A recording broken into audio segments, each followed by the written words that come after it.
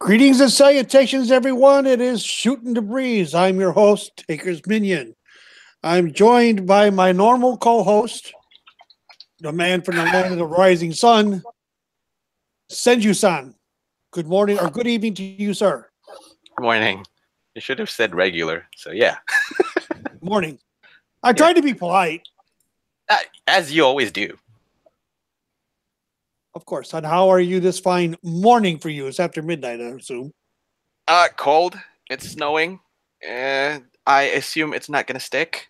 But we're getting a little bit chills, but not too much as we're gonna go freezing. Just chilly, that a little chillier than usual. But I'm good. My day has been fun. My day has been fun and interesting, to be quite fair. How about you, sir?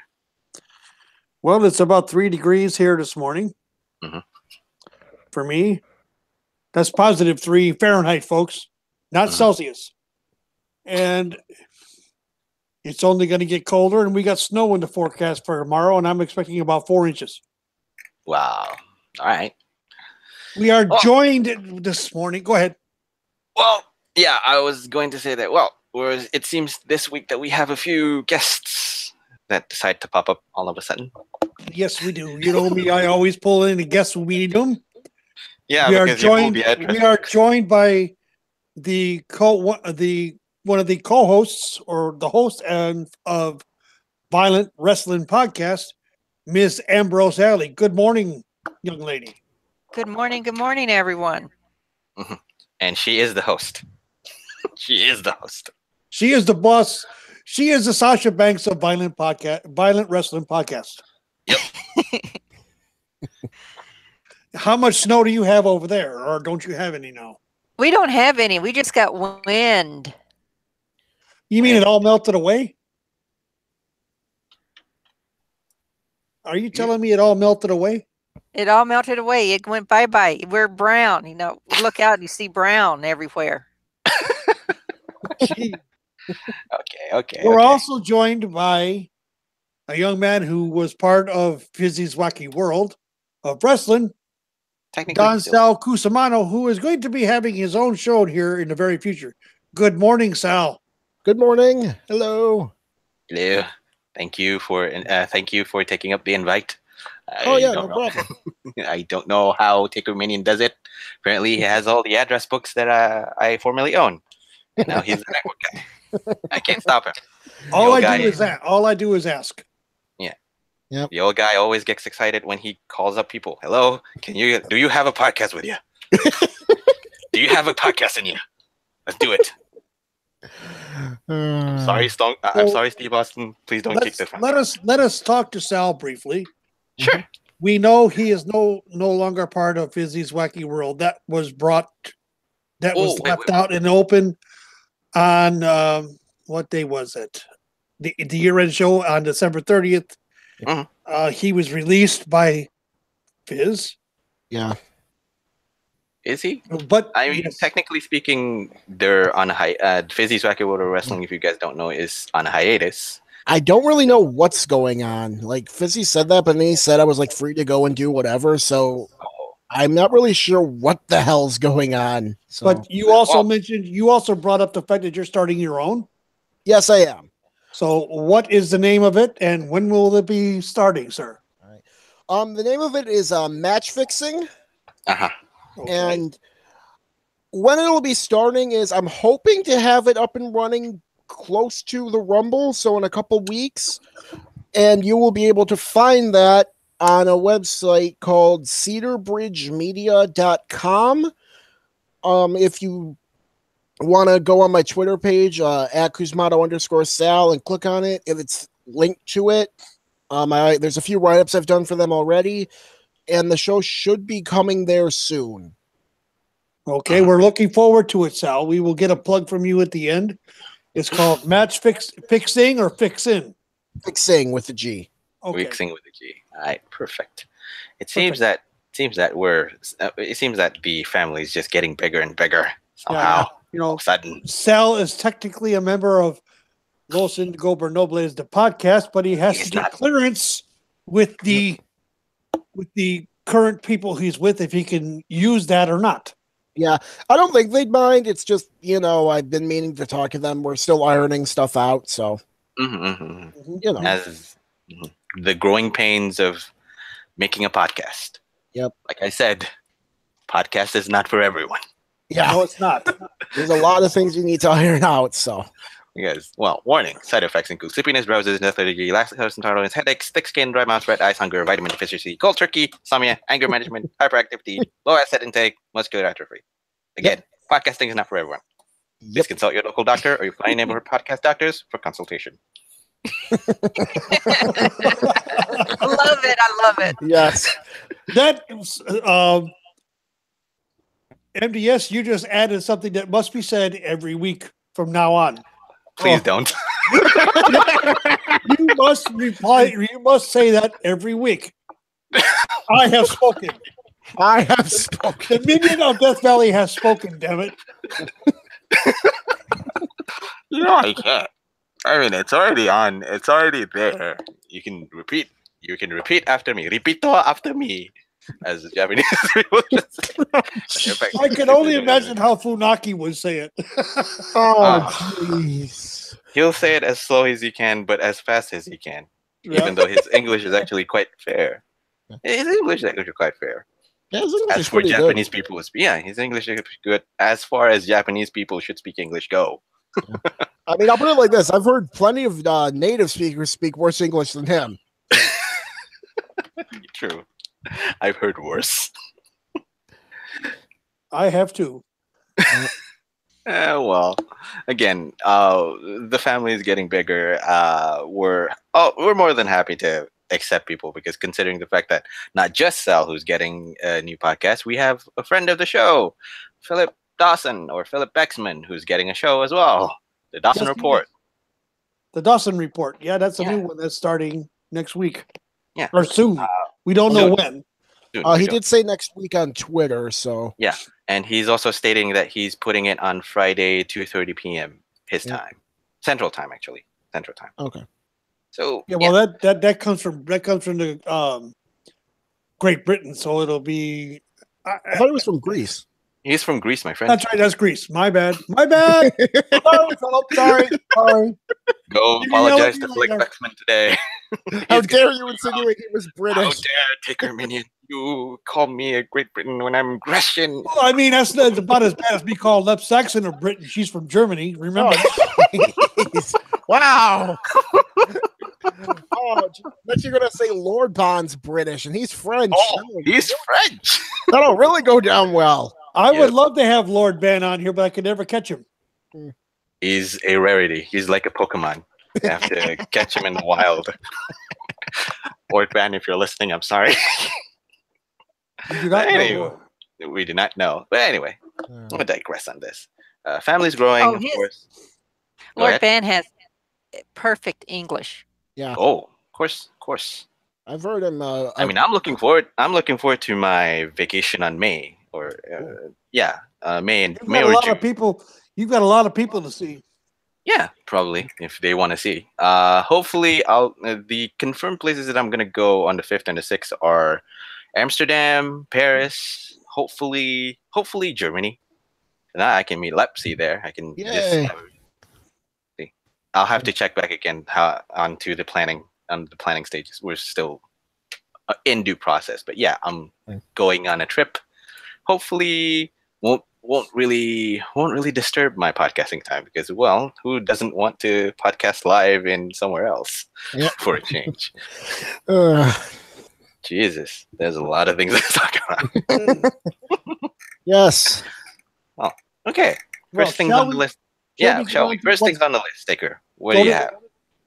Well, let's hit we were having basically a dead week. Of course.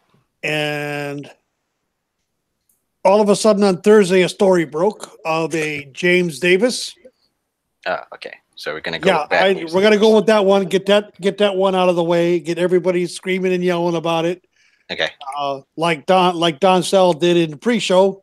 My eardrums are still recovering from it. Okay. That James Davis has been accused of sexual assault and misconduct, and there are some that were apparently underage. Now, I will say this before we go any further.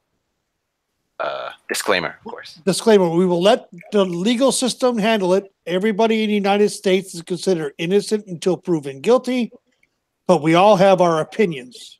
And Sal, I'm going to let you go first. If these accusations are true, and I believe the FBI released a statistic saying 98% of all accusations are true, so the odds are overwhelmingly in favor of this being true. Fuck this guy. I hope this guy gets every legal punishment available to him. I hope he is locked away for as long as he possibly can be. And I hope all of wrestling condemns him. Sadly, I know that last one will not happen for sure, because we live in a fandom where some people are absolute cretins who will defend potential sexual assaulters and abusers, even if they went after fucking minors. Like, the hell is wrong with people? Well, considering the fact that, as little as medical terms that I can bring up, yes, I was a medical student back then. I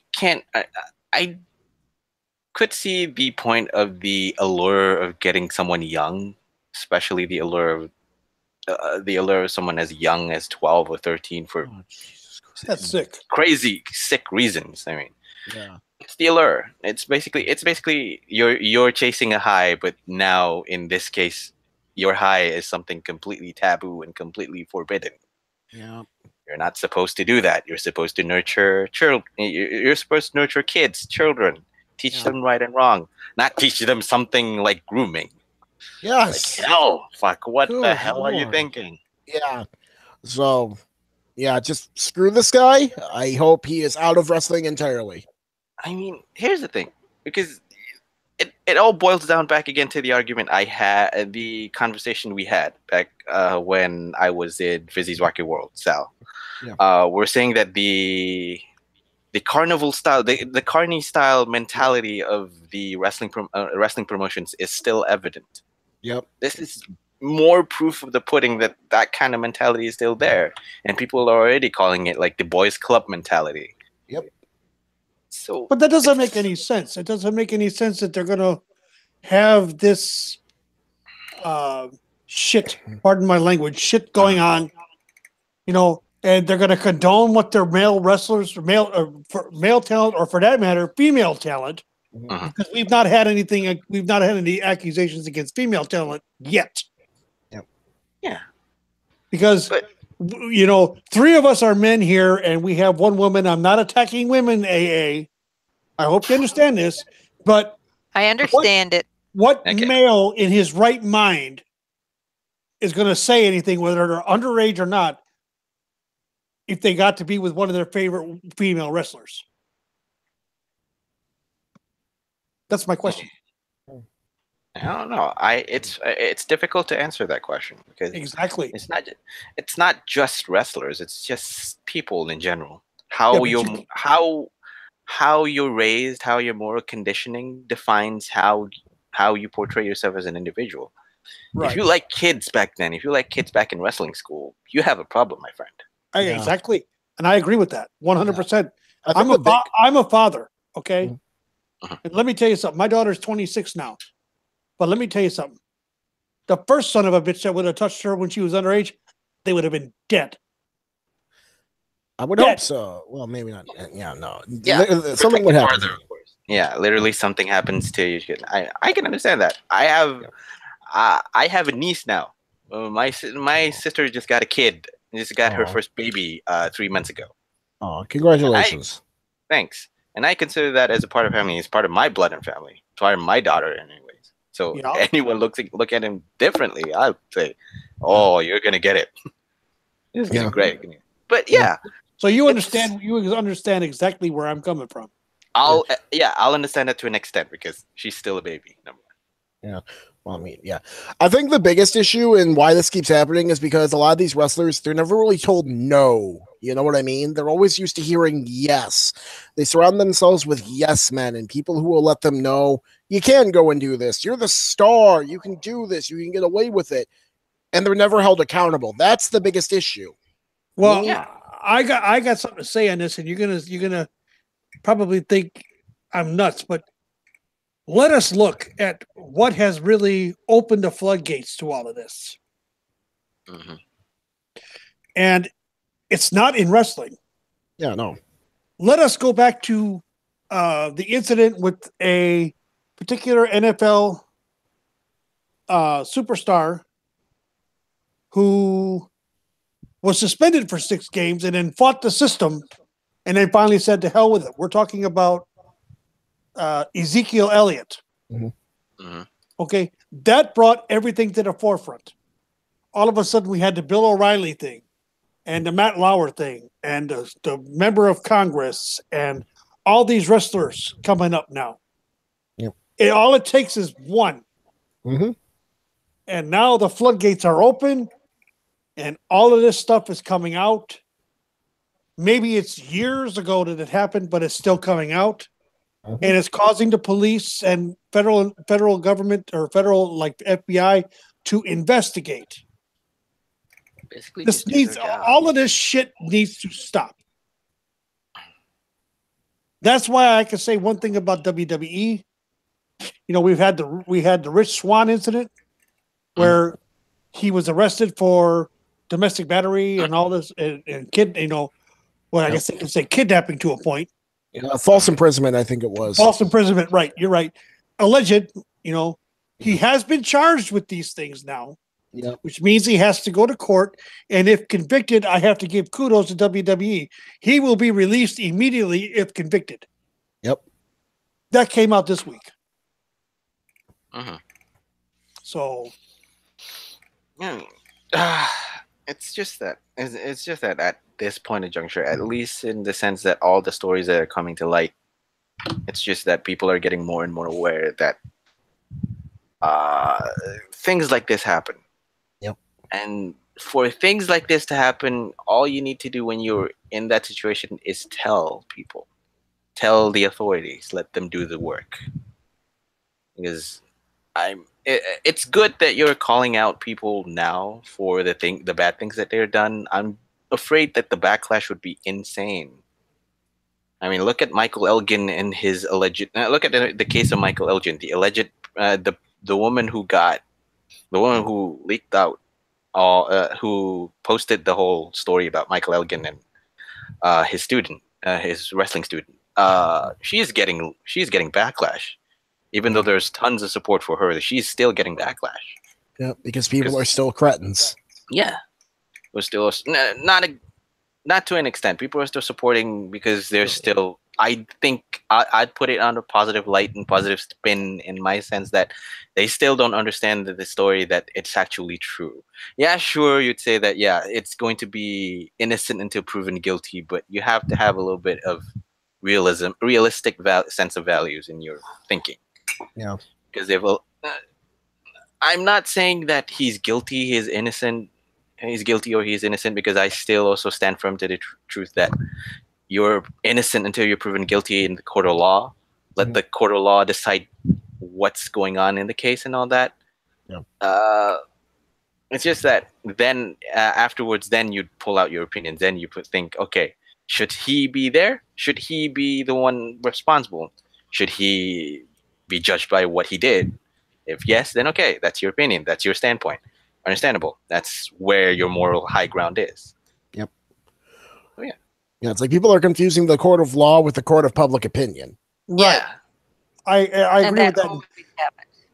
Yeah, that always happens, eh? Yeah, it does. I mean, it you know, we can go back over the history of the United States. Mhm. You know, let's go back to the People versus O.J. Simpson. In the court of public opinion, he did it. Yep. Maybe he did, maybe he didn't. I was never. I lived in LA at the time, and I watched the trial religiously. Mhm. And I saw so much stuff screwed up, botched by LAPD. It wasn't funny. Yeah. And procedures is what killed them. Yeah. All right, AA, what is your opinion on Mr. Davis? Oh, my opinion on Mr. Davis is if he's proven, he has to be proven. Mm. And He's then proven? if it is, I want it to be thrown into general population. He won't last 6 months. Yeah. Oh my God. No, he it's- won't. No, and I've talked to many people who have served time. Mhm. The two most disliked, or actually three, Mhm. most disliked convicts are child molesters, killers of grandmothers, and cop killers. Oof. Now, one may ask, why cop killers? Mhm. Very simple. Why? It brings more heat down on the criminal population, which they don't want. Okay. For the ones who are trying to get back to the straight and narrow. Yeah, I understand that. No, not the ones trying to get back to straight and narrow. The ones that want to continue their crime. And the other side of the coin. Okay, fine. Okay, Mhm. Well, understandable. yeah, Then. The other that side makes of the sense. coin. Yeah, that But makes child sense. molesters are basically dead people because most of your convicts are fathers. Oh, yeah. Most of the male convicts are fathers, Mhm. Yeah, and anything that has to do with child molestation, no. You're not they gonna are yeah. they are targets, and they're made part. Once again, pardon my language, folks. If there's any minors listening, plug your ears. They are made Bubba's bitch. Ugh. I mean, it's ironic, but it's understandable. Even criminals have heart when it comes to kids, I think. Yeah, even some criminals have a code of honor. Which It's is- weird, yeah, but they have it. But yeah. I mean, hell, here's the thing. Even Yakuzas have code of honors. Yeah. Even the mafia has a code of honor, but Yeah. that's a whole other story. That's a whole different scene altogether. I mean, I hate to, like I said, I digress. I hate to come back and beat around the same bush that we've beat around with Bram and with Mike Elgin. Well, wasn't Considering- Bram cleared? No, I don't think He's so. not. I don't think he's cleared. I think the case is dropped by the state. So your mileage may vary on that one. I think. Well, most people would say that's cleared. Once a Yeah. case is dropped, it's basically cleared. Yeah, I don't think it okay. was dropped because he was innocent as much as it was like I'm not sure if someone didn't want to like pursue it or like it was weird. I don't know the exact story. I'd have to look it up. From what I know, from what I garnered, it's either that they don't have much to go on to prosecute him, so they drop the case, and therefore, he's technically cleared, or that they settled it in discreetly or something like that. I don't know. The most that I garnered was they don't have enough to go on, so that's why the state dropped it. So yeah.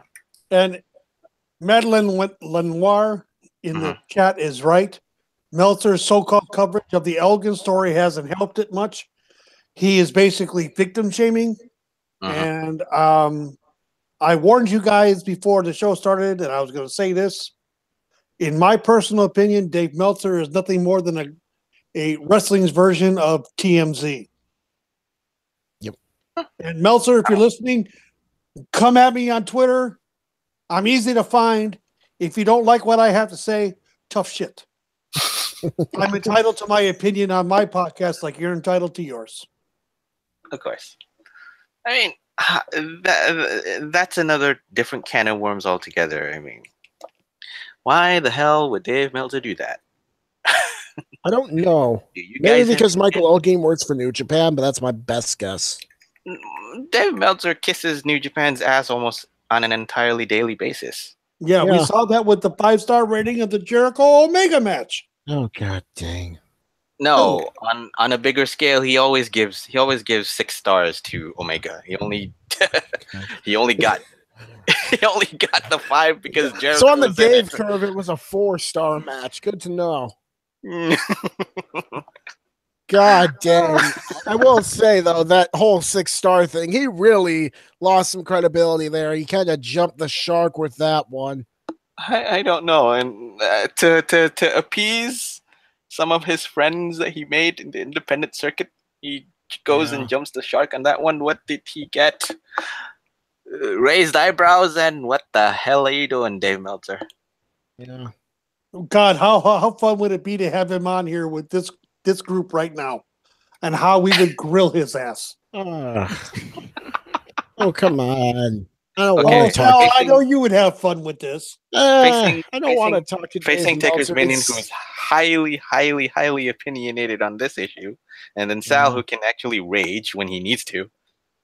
Ambrose, well, which is I almost. Ambrose, well, she can channel Ambrose and Dean Ambrose and just, well. Yes.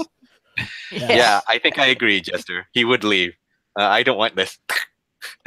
Yeah, he'd leave as quick as it started. Before it even started, he's going to leave. The first question, he'd be like, I didn't sign up for this shit. I'm out of here.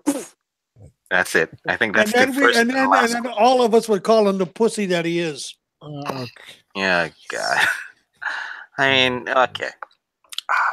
Anyway, the whole issue about the whole culture of, well, what was it again? Grooming and then having sexual relations with potentially underage women in the wrestling business. Ah, God, you're just digging your own grave, for that matter, to anyone who's doing that kind of thing.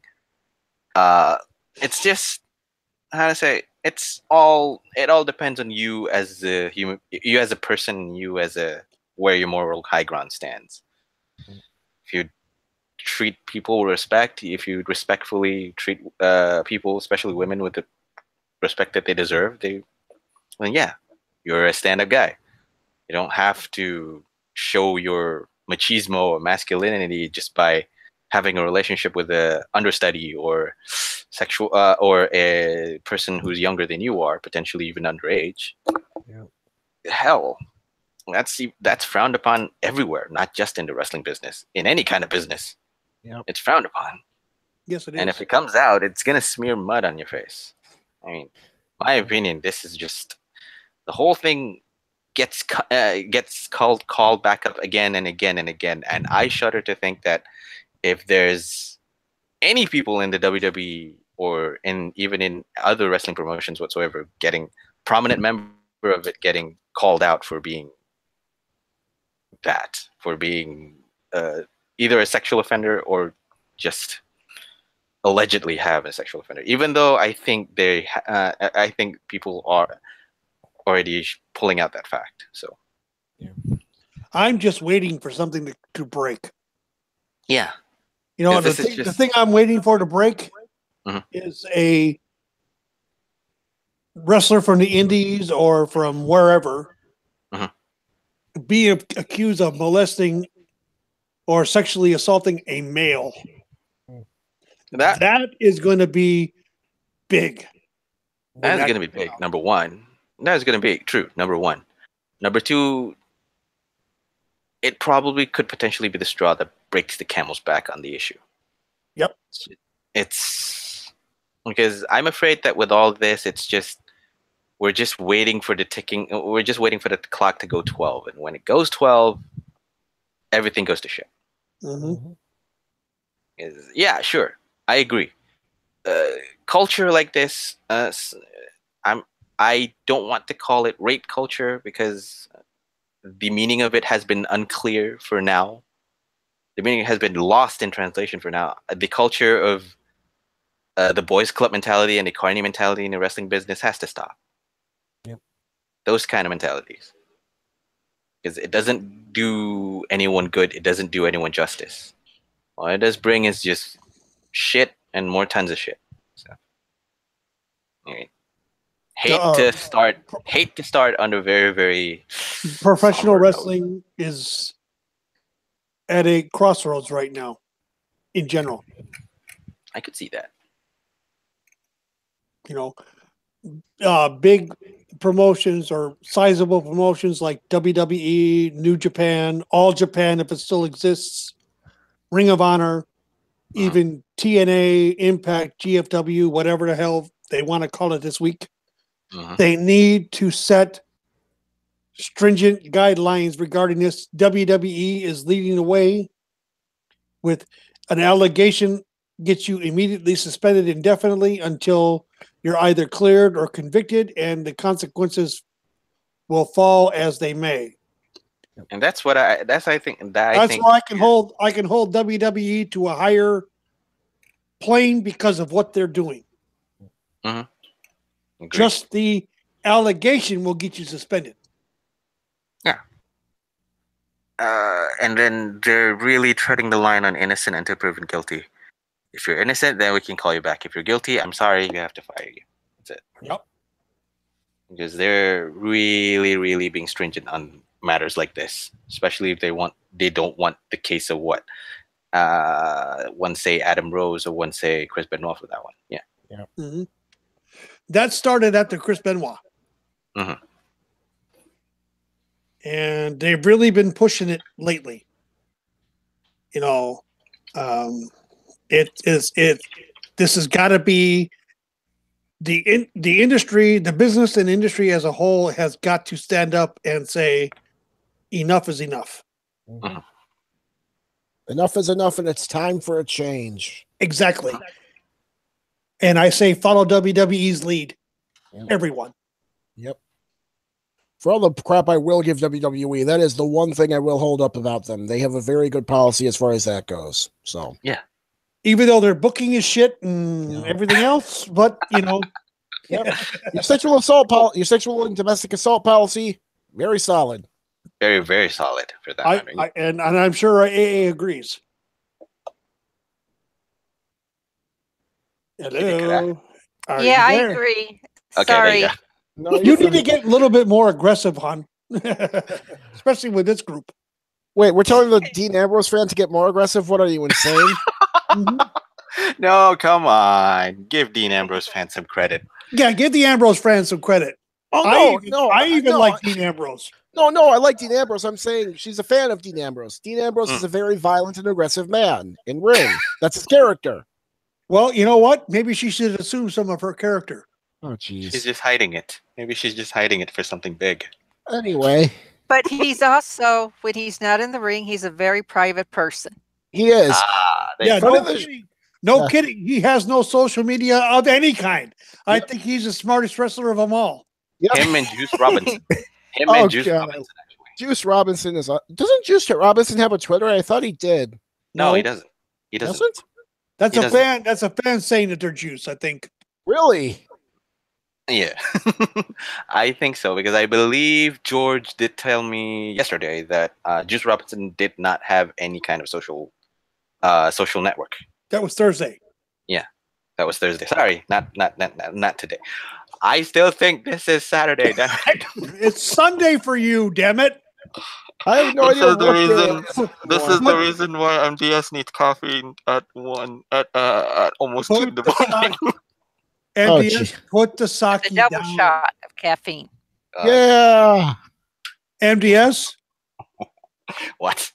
Put the sake down. Anywho. Okay. Okay. We're gonna go off with a little bit of celebrating a career, I think, because we're gonna talk about Paige. The whole news about sake bombs. Please don't interrupt me when I was speaking. Sake bombs. Put the sake down. I already put it down. Okay. Where the hell would I want to drink sake at 2 in the morning? Anyways, the big news. Maybe you guy jizz want to be half shit face. I don't know. Ugh, crushing. Damn. I digress. Anyway, the other sad news is that the breaking news has been broken out that Paige is now not cleared to wrestle and potentially will not wrestle for ever, which is disappointing. I think when the news broke, people are just disappointed.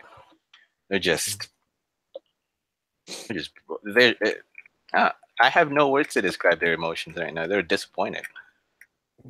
They're sad, angry, disappointed. Everything. Those kind of floods of emotion. I mean, and personally, I think it should not have happened to any other person but her. This thing should not have happened to her. Although I will put my stand. I already put my stand on Twitter. Again, I will not blame anyone for the unfortunate incident. It happened. Something simple, something so routine. I think taking a bump took her out. So It just happened. I mean, disappointing what happened. It's devastating considering the fact that she just came back, and she seems to be on a great track. Even she was. And suddenly, she was. And suddenly, something like this happened. I mean, I could not fathom how she felt right now. How she's feeling right now. Most of the people, I think, is already reacting on a similar playing field for her. But I don't know, guys. What do you guys think about this? Well, I look at it like this. She was warned, there was issues because she was already, she already had scoliosis, which is a curvature in the spine that could be crippling with age if not properly treated. She was given the exercises to do, but because of what she does for a living, she wasn't able to do them. But let me go back. Let me go back to the beginning of her career. Okay. She started taking bumps at the age of 12, people. 12. Okay. Her bones and her body were not mature enough to take the abuse at that age. And I blame, everybody is coming after Sasha. Oh, Sasha did it on purpose. Sasha did this. Sasha did that. Damn it, people. No. Her parents did this to her. They had her taking bumps at 12, 13 years of age. Remember, she's been in the business for almost 15 years. She started quite young. She started very young, actually. She started very young. This is the problem with the industry as a whole. You have family members that are in the business. You have family members that own their own promotions. Her parents are a couple of carnies in this business. They exploited their own daughter to make money. And now she's paying for it. I blame the parents. A child at the age of 12 or 13 does not need to be taking bumps in a ring at that age. Look at William Regal. He's in the same situation. Why? He started at 14. Well, what? Well, technically, he still has had a little bit of a successful career, but then again, he was cut short. Yeah, his career was cut short because of neck and back injuries. Same thing with Paige had great success over in Europe and in England. But her career has now been cut short because of that. The wrestling industry as a whole has to look at that and say, hey, no starting until they're 18 or 21 years of age once the body stops growing and the bones are mature to avoid this problem. I blame the parents. Don't blame Sasha. Don't blame anybody else. Blame her parents. I blame the Knights in England. I blame them for their daughter's situation now. It's their fault. It's no one else's. Okay. And I yield the floor to whoever wants to speak. Sal, do you have anything to add? Or do you have any opinions on this one? I think this whole situation is sad. I remember when she first debuted, I thought she was really cool, and she was someone who I always enjoyed watching. I think people blaming Sasha need to stop. It was a fluke bump. Accidents happen. Sometimes people get hurt for the stupidest shit, and this was one of those times where she took a drop kick and, sadly she got injured and she won't be able to wrestle again. in addition to the Knights blaming them, and I do think they deserve some of the blame, I would also blame WWE because Paige had neck issues and they decided to clear her. I'm just wondering here, you were playing with fire. The WWE has cleared people who probably shouldn't have been wrestling. I mean, hell, they cleared Kurt Angle to wrestle. Who in their right mind clears Kurt Angle and allows him to wrestle a match? Well, some of the arguments with Kurt Angle is saying that he already has been into that situation where he went into the Olympics with a broken neck. Yeah, but even then, that was like 20 years ago. I mean, they can make that argument all they want. I'm still calling bullcrap on it because it's 20 years later. He's had numerous concussions and neck issues since then. I just look at it like WWE has had a habit of forcing wrestlers to do what they don't want to do, and for sometimes clearing people who shouldn't have been cleared. So, agreed. I just don't blame Sasha for this. I'm sure she feels bad enough already that this happened, and it's not even really her fault. Shit happens. Well, I mean, Sal, this is wrestling. Sal, like I was saying, and I don't mean to interrupt it. I'm sorry. Yeah, no, you're fine. Like I said in the pre-show, this is no different than the Nia Jax Bailey accident, or the Seth Rollins Finn Balor accident, or the Seth Rollins Sting accident. Exactly. Yeah, thank you. I had completely forgotten about that one. Yeah. What? The Seth Rollins Sting accident where Sting basically his career ended when the buckle bomb was done. Yeah, that one. I'll leverage one more example with Tyson Kidd and Samoa Joe.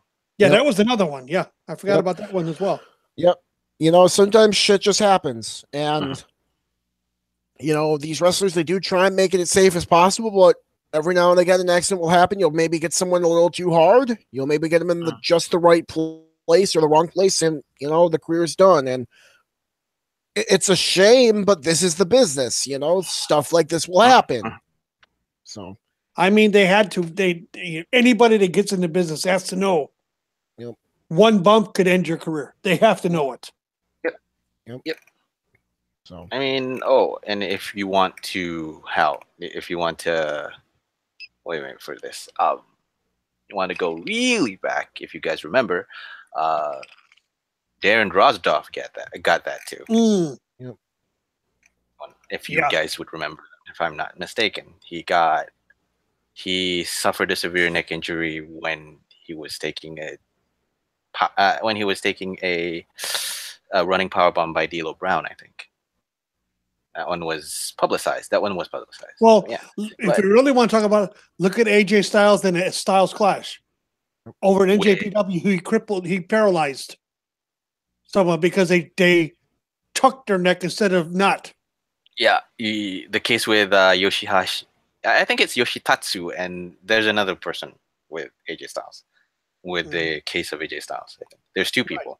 Right. It's Yoshitatsu and can't forget the other one who got that. But anyway, well, yeah. There are several examples of accidents happening in the ring, which ended careers. Yeah, or even in the case of bringing out severe injuries, like say Neville doing a simple baseball slide and then suddenly just kills his ankle. Broke his ankle. So, yeah. Got pulled out with an injury that took him out for a long time. I mean, freak accident.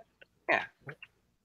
AA, do you have anything to add on this one? How do you feel about the whole news of Paige potentially not able to wrestle again? As it go with laying the blame, we don't know all the facts because we don't know the doctor saying there is she can't. That one little tiny mishap or paralyze you. We don't know exactly what I was going. She was told the risks of when she got back into the ring of this could happen. Risk for this. Then before the injury. So we don't have. So the blame could be placed people, not just. Yeah. Agree with Taker. Mhm. A lot of it does have to go on parents, because you can see this in the horse racing world. Mhm. When at 1 year old, Mhm. filly, their bones aren't fully mended by then. Okay. Yes, that's true. Because healing takes time, and credit where credit's due when some of the wrestlers work through the pain, but still, healing takes time. Proper healing takes time. I mean, Yeah. yeah. I mean, I agree with Madeline in the chat. It's a culmination of bad luck, basically. She suffered from scoliosis. She started wrestling when she was going into puberty, and her body isn't fully developed to handle it. We don't. We can only opinionate. We can only guess. That would be all of it. But it's just things after things after things that happened in her life, and then suddenly she takes a simple bump by a kick from the back by Sasha Banks, and she got injured, taken out. And of course, yes, with the long-standing neck issues. I mean, I'm sad. I'm sad for the woman. Uh, I thought she was unique when she first showed up in NXT. She was different from everyone else that I've seen. To me, she's what started the whole revolution for me.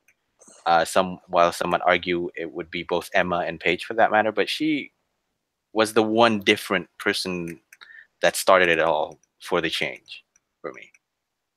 And for those of you who I agree as well, for those of you in the chat who says that some of the people there became a fan when they watched Paige, and some of them even states that they became a fan of wrestling business when they watch Paige at a time when they feel like they were going out from the wrestling business, not going to be. I don't mean to interrupt there, but Sure, go ahead.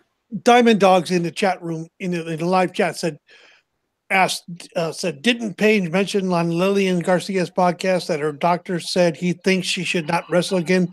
The answer is yes. That is true. I had listened to that earlier this week, and yes, it is said that he felt that she shouldn't wrestle again. And now that this has happened, I mean, she's in a similar situation that Edge was in.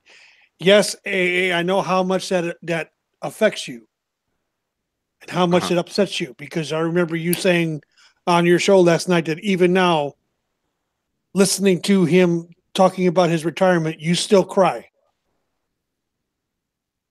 Right. So, I mean, I was heartbroken when he had to leave. But when I found out what was wrong, it was like, well, he did it for the best. Yeah, understandable, because when you watch the whole Edge coming out and saying that he can't wrestle again and this is his final thing and he's retiring, you can listen that he's genuinely upset about it. Oh, yes. And kudos to him, because because going along the years, he has taken it in stride and he has coped with the whole thing very well. And but again, I'm always reminded by a quote that Steve Austin once said: It's really, really hard to get the wrestling bug out of your system, be it if you retire normally or you being forced to retire. It's hard." Right. And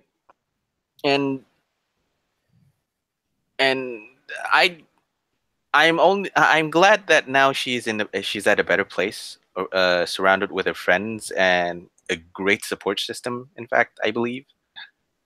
And yes, this is kind of like sort of in a similar case. But when I hear that, yeah, Lillian Garcia, Paige confided in the podcast with Lillian Garcia that her doctor said that she could not wrestle. She should not wrestle again, and she took the risk. Okay, fine. She made that decision on her own. She shouldn't. And yes, a lot of the folks argue that when that's the case, people around her should be more mindful of her situation and adjust accordingly. I think that's the reason why people are trying or just mostly putting all the blame of the whole thing to Sasha Banks. She should have known better. She should have known that Paige has the issue. So she should have thought that, okay, should I do the bump? Should I do the bump where I kick her in the back and she falls on the front? No, of course not. But like, I think the basic thing of it all is that accidents happen. You can't really judge everything. Are you trying to say that? Are you trying to condone the people blaming Sasha with that No, statement? hell no, hell no. I'm just asking, dude. Don't get mad. No, I'm not. You know, because I mean, if Paige didn't think she could take the bump in the pre-match discussions with everybody, she wouldn't have done it in the first place. Yeah, but here's the thing: when Paige, you plan the Paige, I'm not blaming anybody. I'm not blaming Paige. I'm not blaming Sasha. It was something that was an accident. Yeah, and it's something that once the IWC realizes that shit, it'll calm down. But I agree. It's planned, as all wrestling matches, as to our knowledge, as to the listeners' understanding and the listeners' knowledge, all wrestling matches are planned in advance, and they took the risk. And Paige took the risk. I believe that Paige took the risk that, okay, should I do the spot where I kick you in the back and you fall on your front? She took the risk and said yes, which I hope that's the case. I'll try and believe that that's the case, and sure, I won't. But again, I'm not, definitely shall not, and I definitely will not put the blame. And I would understand that the whole feeling of this will surely devastate her, will surely put something up on thought on her, and to completely blame her on the whole thing, it's just one-sided. I mean, you have to look at it around the place. It's just like Madeline said. It's a culmination of bad luck, bad timing, freak accident happening on stuff, and yeah. And yes, correct. I'm trying to look at it from all sides. I don't want to go biased on one end of the corner or one on the other end of the corner, because it should not happen. It should not have happened, but it happened, and you have to move on with it. We have to move on with it. We have to learn through the mistake that happened. Right. Surely that's an easy thing to do. But then again, it's hard. I will say this: every match I watched after Paige came back, I cringed every time she took a suplex or a real hard back bump, flat back bump. Because I was like, "Is this going to be the one? Is this going to be the one?" I was worried because part of me inside knew that she was dealing with the same kind of injury as Edge.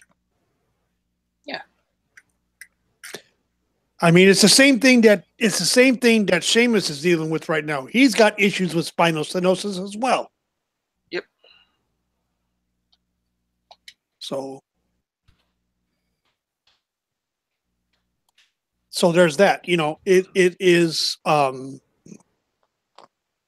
it's a shame that some of our most favorite wrestlers, even though Sheamus is a heel, he's still a favorite with a lot of the crowd,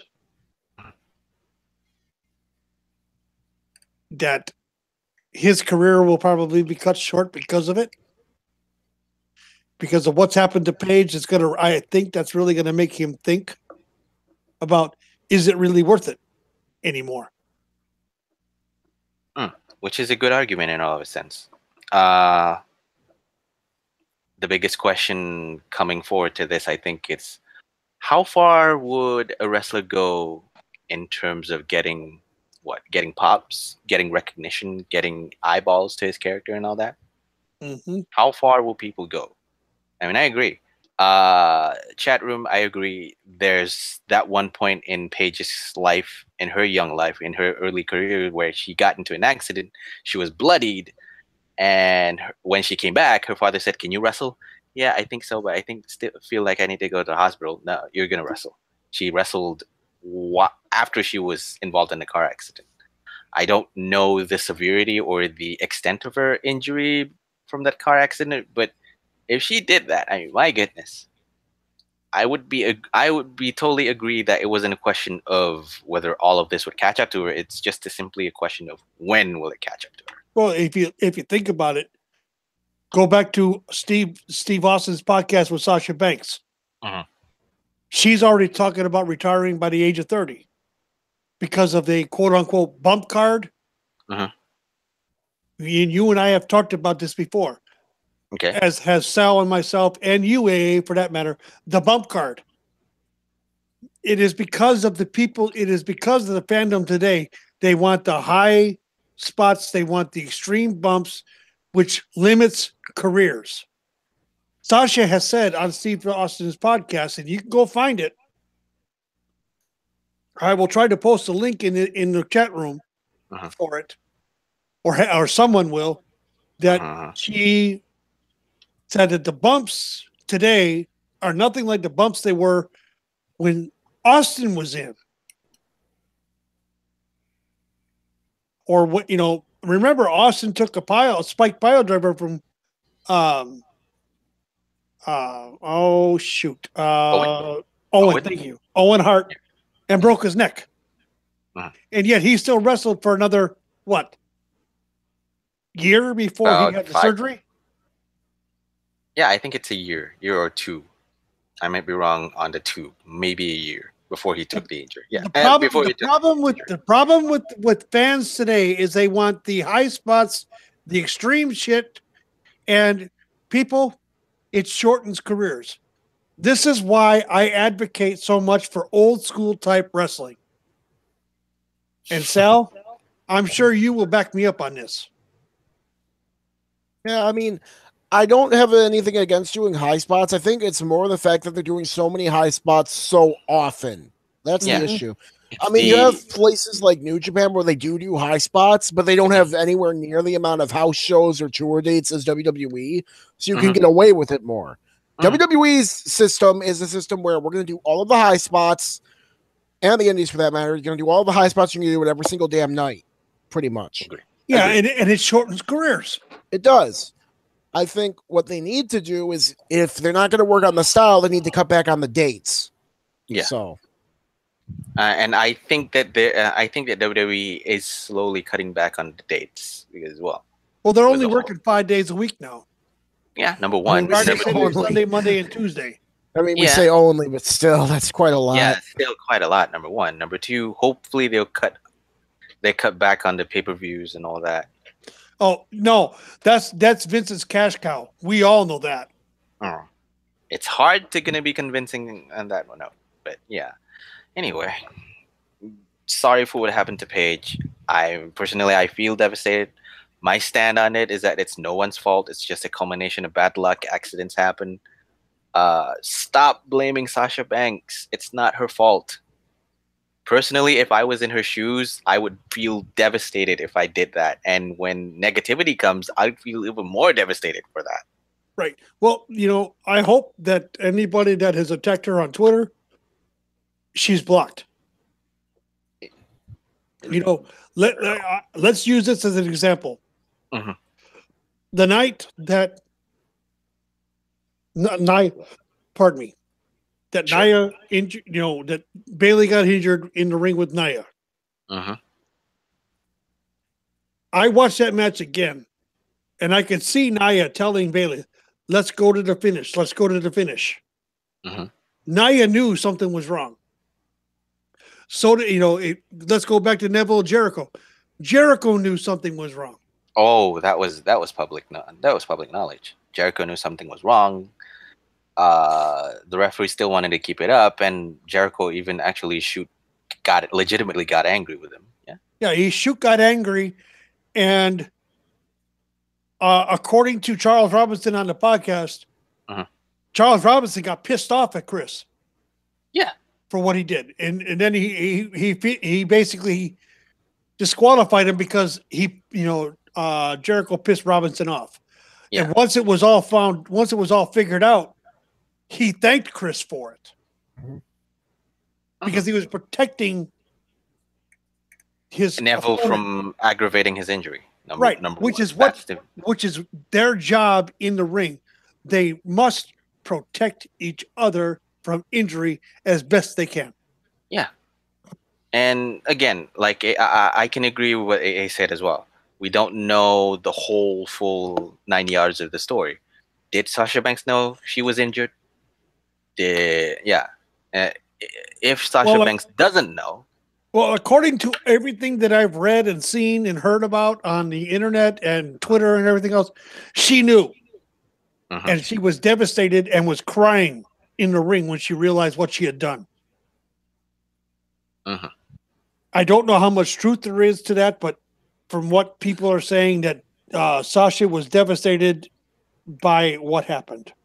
Yeah, and even with that, I would agree. I would say that Sasha is a competitor, is someone that would, she puts on this front as a hard ass and doesn't give a rat's ass about anything, but she has a big heart and cares for her coworkers, period.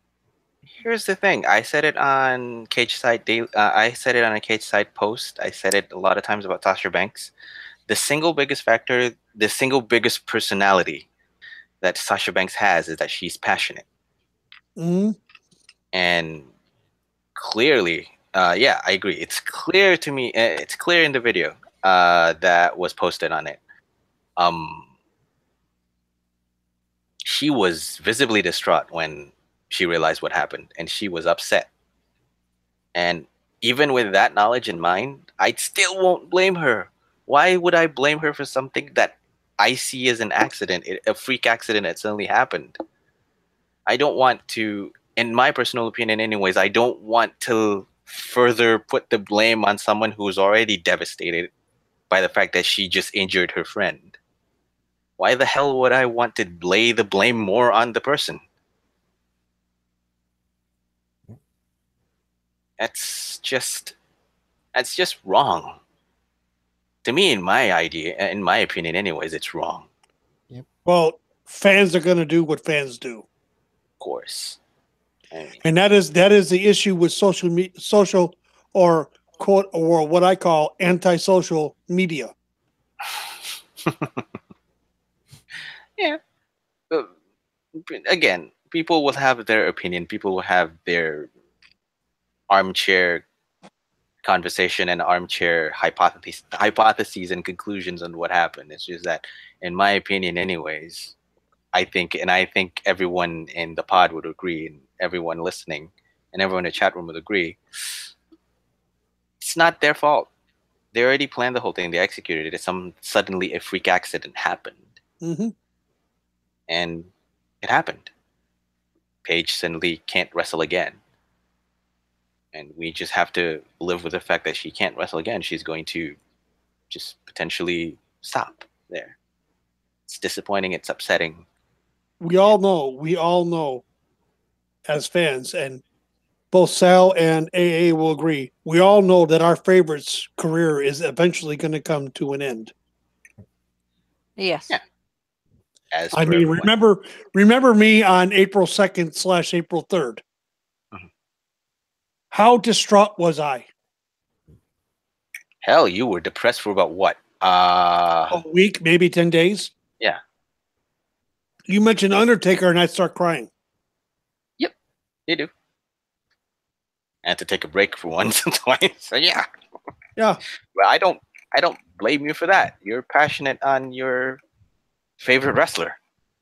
I mean, hell, I haven't really reached that point yet, but I'm already feeling distraught and feeling a little bit saddened at the fact that one of my favorites,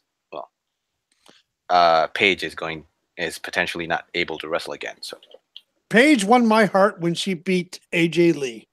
The first time. Actually, Paige won my heart the moment she stepped in NXT and did her first match. She was different. I didn't see her back then. I saw her on Raw when she took the title from AJ Lee. And I was like, holy shit, who's this? And I started looking around and I said, damn. So yeah, I'm a little heartbroken. I didn't like what WWE was doing with her, as most people didn't. Yeah. Well, technically back then before, and then she suddenly got traction back again, and then got injured. Mm-hmm. And then got injured, and then returned to a lot of fanfare with Absolution and then telling this. Mm-hmm. Now, I digress. I hopefully I'm reaching out on a limb on a very large stretch, but if she's listening, we all support you. We all are understandably upset at what happened. But hell, I would say this: we all love her. Yeah, we all do. I think everybody in this panel would agree. Mm-hmm. Yep. Sal, I said yeah. You did it. Yeah, well, I didn't hear you. I'm sorry. I mean, okay. Forgive me for putting you on the spot, Sal. Shit. Taker always does this when he has the spotlight. Let's shine it at someone. Where should I shine it next? Well, like I told you earlier in the week. Mm-hmm. You know, I might take a break here in the near future. Mm-hmm. For a week, maybe two. Mm-hmm. But part of me is like, do I want to give up the feeling I have? Which, yeah, it's debatable. If it re-energizes you and rejuvenates you in a sense, then yeah, you can take a break. I'm still ready, able, and willing to do stuff on my own with the Shootin' the Breeze podcast. I know you are. Yeah. I'm aware of that, and it's like, you know, but the thing about it is I've performed other things in front of the public, and I'm doing this now, and it's like, it's a drug. Yeah. And I understand to a point what professional wrestlers go through. Yeah, to a point. But yeah, I can definitely agree on that. And Taker, I would pull one of the best quotes that I have heard from one of my favorite wrestlers as well. Though, if you take a break, I'll always say that though I only have half of Shootin' the Breeze here tonight, I promise to deliver on twice the fun. I know. I'm aware of that. So, to some of you who might remember where that came from, that was from, well, the Heartbreak Kid. Yep. Anyway, okay, let's all cut to the humdrum of, well, sadness and a little bit of anger, intimidation, and let me just drop you guys off to what happened in Smackdown. Let's just cut to the deep end of the world then, shall we? Yes. Okay, Sal. Okay, Sal. Yes. The whole rumbling and mumbling and grumbling of the mountain that is Don Sal. Surely he has something to say about something. Yes. Well, I mean, if we're talking about SmackDown, can I just state for the record, that I muted the opening segment because I was having none of it. And I turned the show off a half hour early because I was having none of the main event. Uh-huh. Because once and again, I am so fucking done with this stupid, goddamn upper middle management bullshit feud. This is not what I watch wrestling for. I hate everything about this. They have managed to make AJ Styles the fifth wheel of a feud, and he, like friend of the show Curtain Jerker said, is a top 10 wrestler all time. It is so bad. They are wasting Sami Zayn and Kevin Owens in this goddamn Shane McMahon, Daniel Bryan story, who I don't know who I'm supposed to cheer. I don't know who I'm supposed to boo. I don't really care. I want them all off of my TV and I want this storyline done. I am sick of it. I don't care. And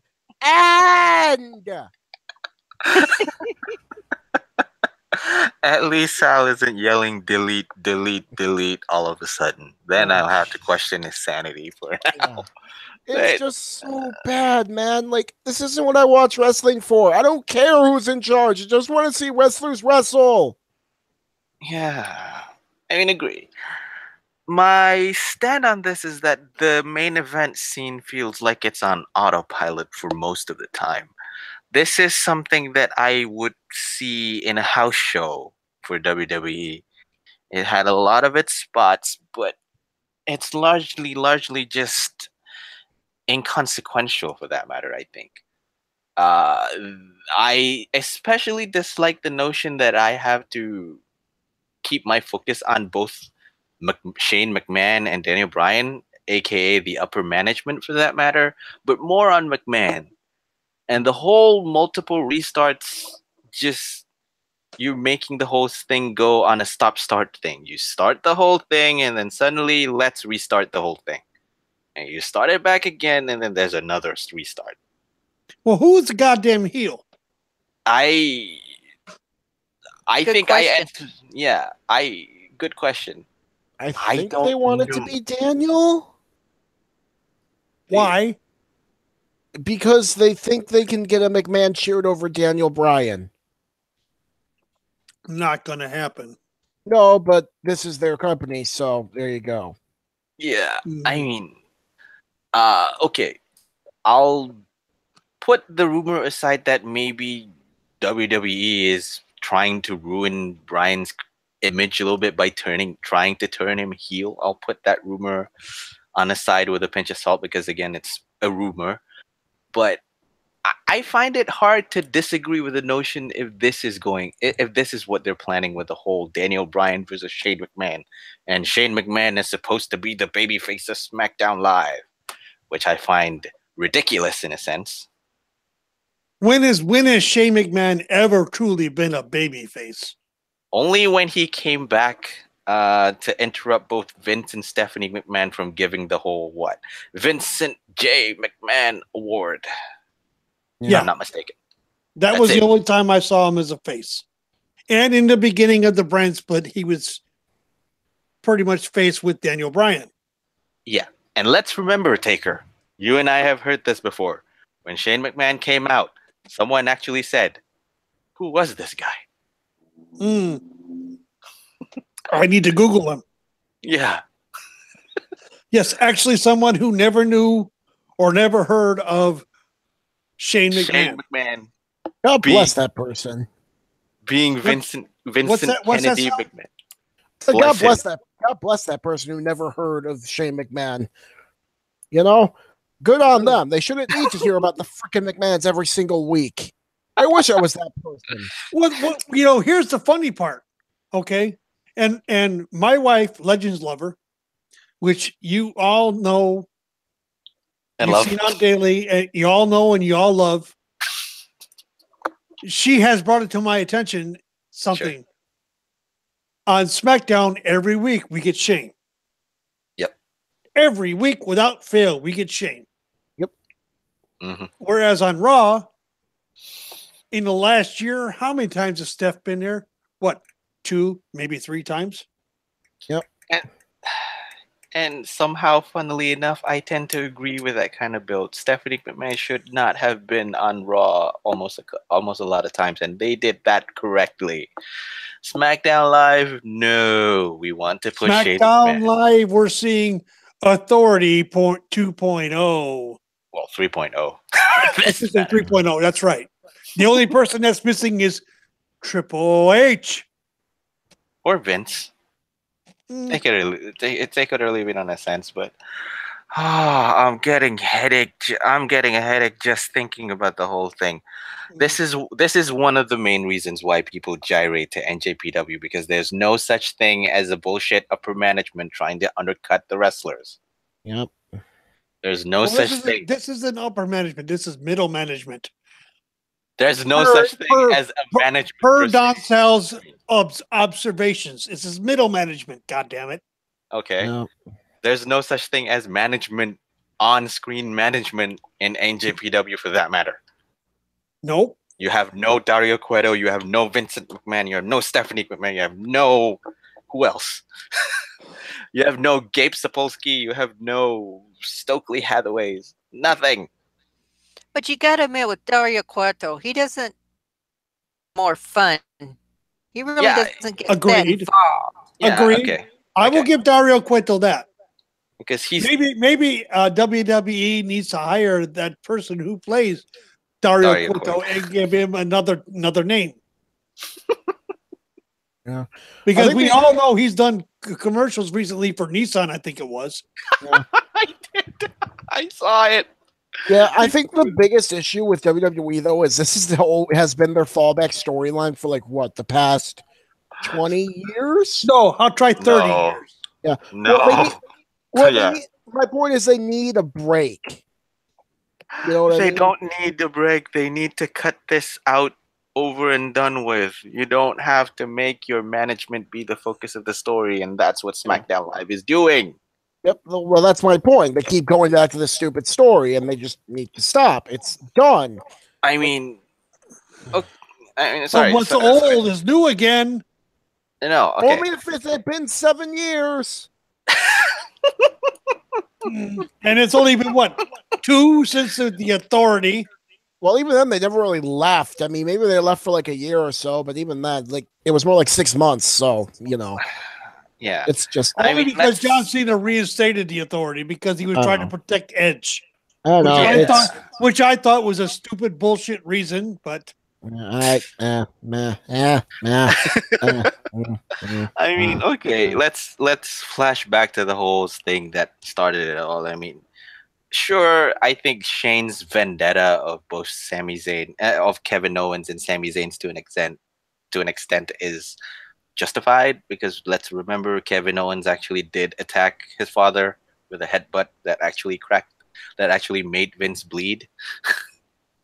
But I think that whole thing has been lost in the translation that is this kind of storyline shit. Slowly getting drowned with the whole shit show of a pool that now we don't really see where was the whole story. Oh, I'm still waiting for the story to resurface right now, and I can't seem to find it. Yeah. I mean, as much as I'd hate to say it, because I'll beat the bush again with my clear understanding of this, I'll still keep my patience, because let's face it, this is still a humdrum early year for WWE. They're still trying to get up back on their feet, but oh my god, with the storyline in SmackDown, I feel like I'm close to giving up. The only thing that I can say that is saving SmackDown Live right now, and yes, Sal, I'm going to give credit to both matches that have been booked recently, even though the one is shit. The other one is going to be awesome as shit, as hell.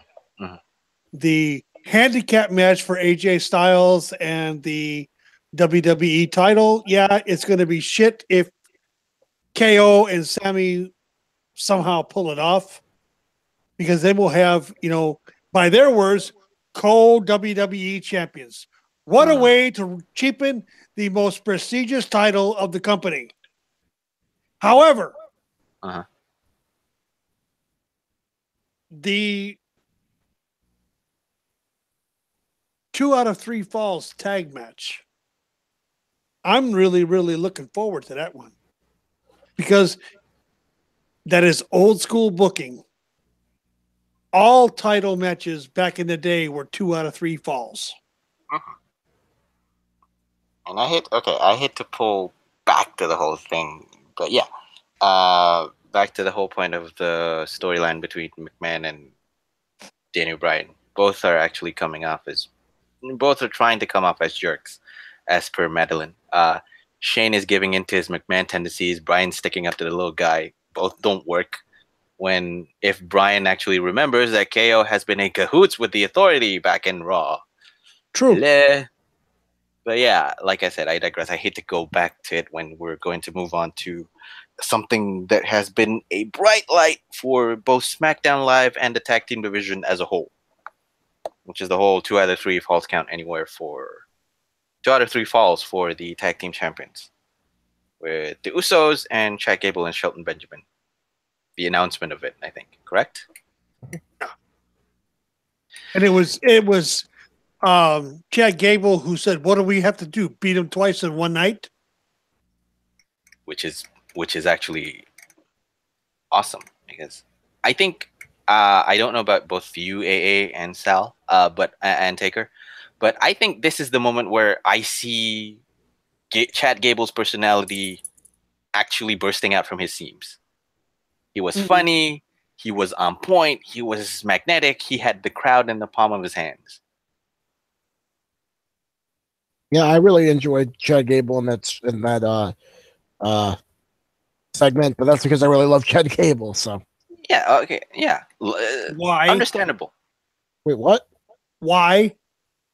Dude is great. He's a great wrestler. He's funny on the mic.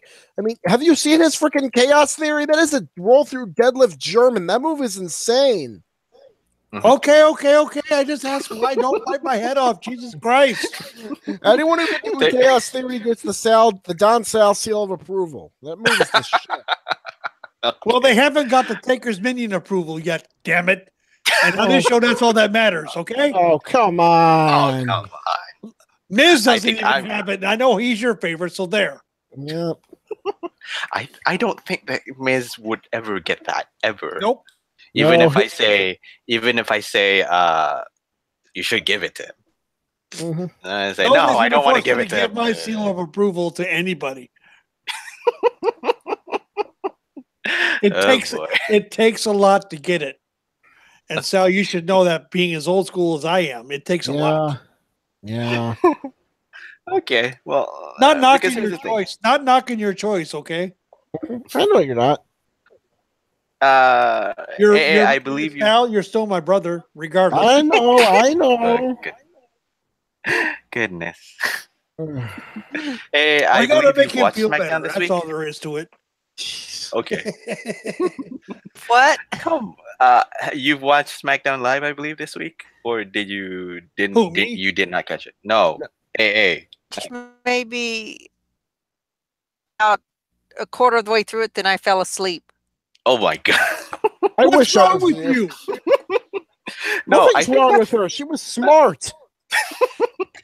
Smart woman. No smart kidding. Woman. I watched it. I was like, okay, the opening section was good, and then there was a couple matches, and I'm like, what the hell am I watching? They're losing focus. I'm afraid they're losing focus. Their only focus is the whole middle management thing, and that's slowly losing traction and losing focus and losing direction, losing everything, I think, at this point. I enjoyed it at first. I was wondering, this is going to be good. We're going to see a little here between Shane and Brian. Yeah. Because no one should be agreeing all the time. But now it's gotten to the point. But then again... Oh boy. It's gotten to the point of what, AA? It's gotten to the point, it's just, oh, well, now it's the same thing over and over and over. Mm-hmm. And surprisingly, somehow Daniel Bryan is facing to an authority. The only difference is that he's now part of the authority, and the authority now is a lesser version of a McMahon. Shane McMahon. Yeah, because unless they're building to a match between Shane and Daniel Bryan. Because that's you're bringing back Daniel to face. My God, do they think way too highly of Shane fucking McMahon? He can't even punch right. Well, I mean, no, he can't, and his punches are especially bad. But let's be fair here. There's only two people who can actually punch right in this business today, and that's Jerry the King Lawler and Juice Robinson. So. Oh yeah, I forgot. Well, I beg to differ. Roman Reigns doesn't do too bad. No, his punches aren't bad. I mean, his Superman punch is really good. I'm talking just like a standard, just a regular punch. Well, the thing about it is that technically, and I'm doing air quotes over here, a closed fist punch is illegal. Yeah. And if you hit someone in the face with a closed fist punch, why aren't they bleeding? Hello. Have you ever punched someone in the face and they've not bled? Yeah, I do. No, but I don't really have the need to punch people, so I have, and every time I punch them in the face, they bled. Nose, mouth, above the eye. It doesn't matter. They're gonna bleed. Because people forget that the fist actually has knuckles on them, and knuckles are hard. And especially knuckles are hard, and they're sharp. Yep. You can actually cut through skin with that one. That's how you bleed.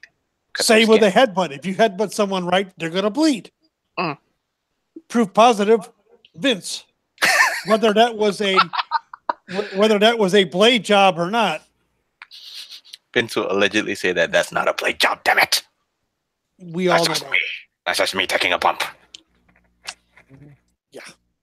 Anyway. That. And if anybody else disagrees with that, fuck you. That's why. Oh God, let's not go into that because we all know that's Vince's mantra. You're not gonna like it because why? You're gonna like it why? Because fuck you. That's why. Oh, yeah, but okay. Let's get back on point here. The whole thing with the whole Chad Gable and Shelton Benjamin. I mean, this is the part where I say that this is the point in time where I have to voice an agreement on a point that we always say. Wrestling is simple, people. Gable and Benjamin's logic about how they demand justice. It's logical. It's simple. It's because they got slighted. They got cheated out. No. They did not get slighted. They feel that they were slighted. Yeah. Yes. If you look at what was the whole story of the match, they did pin the wrong guy. Yeah. The only thing I'll call bullcrap on is that another ref came out and said that when they never do that ever. You know what I mean? Maybe they're going to replay like the NFL, NBA, NHL. I Major League Baseball, for that matter. Please. I know. I guarantee you right now, they will never do this for any other feud this year. I mean, imagine the fact that at the end, and I'm going off on a tangent on another one of my favorite pastimes, which is talking crap about English Premier League and soccer, for that matter. You remember the whole farce about VAR, video assisted refereeing? And how they're starting it right now. I feel like this is translating so well into the wrestling business with this kind of feud here right now. Yeah. I mean, it's a goal, but let's go back to the replay. No, it's not a goal, actually. If they're going to do that, they should have had someone, a quote-unquote agent come out, someone that is not involved with either someone that's other than Daniel Bryan or Shane McMahon come out and say, no, because we've seen it happen before where Rene Goulet, the old fart, came out and held up a title with Hulk Hogan and Andre the Giant. Okay. I mean, Sal, you remember that, don't you? Vaguely, yeah. Where he came out, Rene Goulet came out waggling his finger going, no. And he took the title and held it straight up in the air and said, it's held up because of shenanigans. Oh, that's right. Okay. But, yeah. Like I said, I'm an old fucker. I'm an old fart. And he's an old school. He's an old school guy. No, I'm an old fart, and I remember stuff like that. Okay.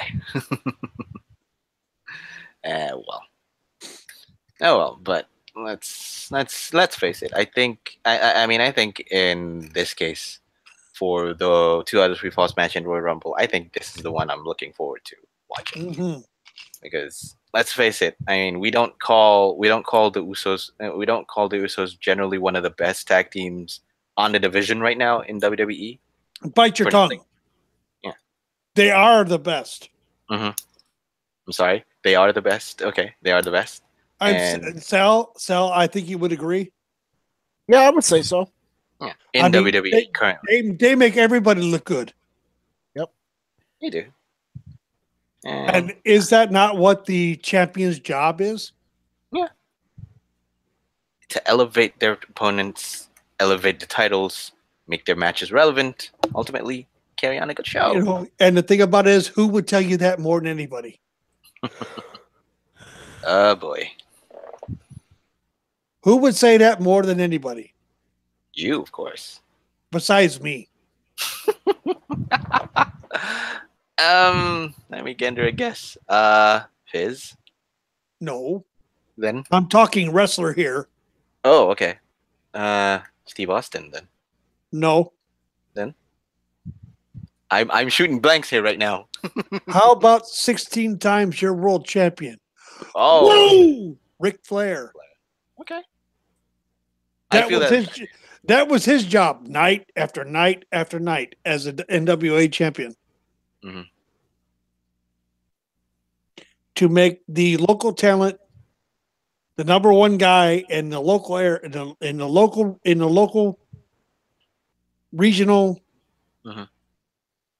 promotion, look like $1 million bucks, but just fall short. And the Usos have that down pat. And no one on this panel, including you, MDS, can argue that point. I find it hard not to. I find it hard. I find it very, very hard to argue that point. So. The Usos get the business better than anybody. I mean, I can agree with that. Although, it's hard to argue against that when the only shining bright light on SmackDown this week is just that the tag team division and this whole announcement that Chad Gable, Shelton Benjamin will face the Usos on a 2 out of 3 falls for the title. And right now, SmackDown Live has a stronger card going into the Rumble. Yeah, agree. It's just that the whole process of us going with SmackDown to the Royal Rumble is like dragging your ass over sandpaper, and that's just painful. Wow. Ow. Shit, that hurts. At least you're not throwing alcohol on afterwards. Yep. And it doesn't feel any better. It does not feel any better when you throw alcohol on it. It's worse. Yeah, it's not. It doesn't feel any better. It's going to be worse. I mean, it's hard because the point being is that I think the clear winner for the week would be Shelton Benjamin and Chad Gable for SmackDown. The losers, there's a lot of people. There's a lot of people getting losers. Oh, I even forgot to mention the other brighter spot, which I think some people would yell to the sky with it. It's Becky Lynch. Yeah, she actually won. She actually won, number one, and number two, she's back on the focus, which sounds good. She has often been the forgotten woman in the Revolution, number one, and number two, she has often also been the forgotten woman in SmackDown Live. Her return now seems like it brought up something back again. It's just that, and I find it hard to argue the fact that she's the best woman, the best worker in the women's division on SmackDown currently. It's just that I hope that she can sustain it going forward, number one, and number two, WWE Creative and SmackDown Creative in particular, try to do something with her. Just try. I mean, again, have patience. Take your time. It's just that I'm still waiting. I'm still waiting for my story. That's it. That's for SmackDown. At least on a positive note, I'd say Raw has a lot more focus than SmackDown this week. I think all of us would agree on this one. Yeah. I mean, I'll say this for Raw. They have my interest a bit more, but, you know. Yeah, of course they have your interest, Sal. Miz came back. Miz! Our long international nightmare of no Miz is finally over. The Lord and Savior of 2018 based Miz has returned to save the IC title. I knew that could elicit a reaction. Yep. Although we got to talk about how he came back as the faciest face that ever faced. Hey, we must be talking about the Miz. Yes. Do you want to step back for a bit, Taker? I cannot accept, nor will I accept willingly, Miz being a face. Even though he dedicated 2018 to his unborn daughter, he was the face. Come on, he was the faciest face that ever faced in that segment. You know he was. Are you trying to make me puke? Yes. I have the puke bucket ready if you know. If you want to know. I'll give him that moment. Yeah. Like I've said before, Sal, and you know this, I will give credit where credit is due. But he is still a heel, will be a heel. Yeah. And I don't see him going over at Raw 25. I do. I see JJ inadvertently costing Roman the title. Miz reclaims the IC title. He breaks the all-time days record, which will cement him as the greatest Intercontinental Champion of all time, which he already is. Oh, come on. Don't you give me that. I'm going to puke on your shoes if you keep it up. You're going to have to find me first. That's easy. I know you live near Detroit, damn it. Yeah, that's a big area. Oh, God. But, okay, Taker. If you ever have me on your show, I will puke on your shoes. Oh, come on. Taker, I hate to say this. Don't even turn against me, MDS. I have to. I mean, I'm being impartial. Impartial my ass. Everybody's turning against me. It's because you cannot recognize the greatness that is the Miz. I will never recognize that. It's okay, yes, I got your back. Okay, here's the thing. I will power bomb you, Sal, through a table. I'll ask AA's opinion on this later. I hope you watched this segment of the Miz coming back and cutting a promo on this one. Or did you not? Yes, I did. All right, good. I'll ask you on this one later, but I'll put this one. Number one, and I'm scared to say this. I have the puke bucket ready. It's actually great to have the Miz back.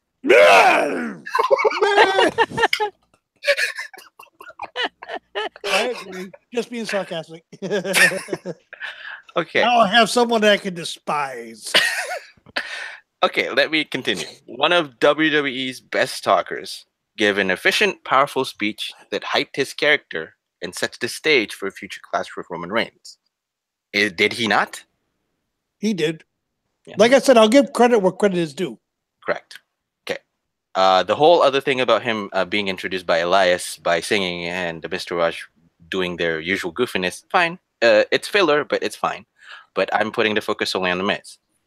If you guys are watching Raw for the first time and you saw this segment where the Miz came back and did his whole speech and all that, you'd be hard pressed to say that he's a heel. You'd actually believe that the Miz is a babyface on this one. Yeah. He talked about how hard he worked in 2017, how he lost the title, but who he lost the title to was the one guy he felt he could trust it with. Mm-hmm. I mean, he talked about how now he's back. He's going to reclaim what's his. Daddy's home and all that sort of shit. Yeah. And how he's going to make 2018 the greatest year of his year, and he's going to dedicate all this to his unborn child. I mean, like MDS is saying, if this was the only thing you've ever seen of The Miz, he is a face. If this is the only thing that you're watching, or you're just new to watching WWE product and watching Raw on this one, you'd be hard pressed to argue that, was he a heel? I think from the promo he's a babyface. Yeah. I mean, it's hard. All of us on this panel know better. Oh, well, no, of course. I mean, he's a goddamn heel. We all know this. Well, I feel like this is a bigger issue of WWE is that they expect us to know all the context, but they can freely ignore it. Yeah. When it's useful to them. They'll use the context when it's useful to them. They'll ignore it when it's not as useful to them. Yeah, exactly. It's an argument where we had it in a sense that WWE makes things complicated. little bit. They do. They blur the line between black and white. This is the case now. The Miz is getting There cheered. is no black and white anymore. It's all goddamn shades of gray. Yeah, and fans are chanting, "Welcome back to the Miz! Welcome back! He's back! Yay!" Sal is shooting himself to the moon in happiness and pure joy. Yes, but And there's one thing. There's one thing I noticed about that whole thing that happened on the Miz TV. I sense a little dissension within the Miztourage. Yeah, but that's because the Miztourage are other geeks that need to leech off the Miz's greatness. So number one, yeah, and number two, it would be a story to watch with the whole issue with one Elias, formerly known as Elias Sampson, right there. No. I'm not talking about that. I'm talking about between Bo Dallas and Axel. Curtis Axel? Yes. Yeah, there is some dissension between those two. Each one was trying to outdo the other. Yeah. Okay, I am seeing dissension being built between those two. Yeah, I could see that. That's going to ultimately come to a turn by either one or the other to the face side. I could see that, but before I sound that off, AA, do you have anything to add on how two people are in two minds about the Miz's comeback here? Welcome him back. Off my TV. Yes, he came back. He came back. And his awesomeness. Isn't it? He did come back as a face. Yeah. For face now. Promo. Yes, I know he's a heel. He's a heel. Has a heel. Taker is always going to hammer the point home. Yeah. It is a face promo. Taker's going to hammer the point home. Miz is a heel, damn it. Put it in with a hammer and nail. Yep. Yeah. I will nail it to the cross. Miz is a heel. Sound of a hammer here. Insert the sound. We don't have a soundboard, damn it. But anyway. I can get a sound of a hammer. No. Don't tell me. I kept the soundboard away. I have it right here. No. I can bring it back. Hammering nails, which means I'm hammering people to the cross. No. Oh, come on. You're not nailing Miz to the cross. What's that? Taker. Don't nail Miz to the cross. He already died for our sins when he was filming the Marine, whatever it was. Right. Miz needs to be hammered to the cross. But anyway. Okay. Back to the point where Taker said that there's dissension between Curtis Axel and Bo Dallas. I see it, but my focus was generally more on both Elias and The Miz, because I kind of sort of feel like if there's that would be a story to watch, where Elias is jostling for power with The Miz in the group,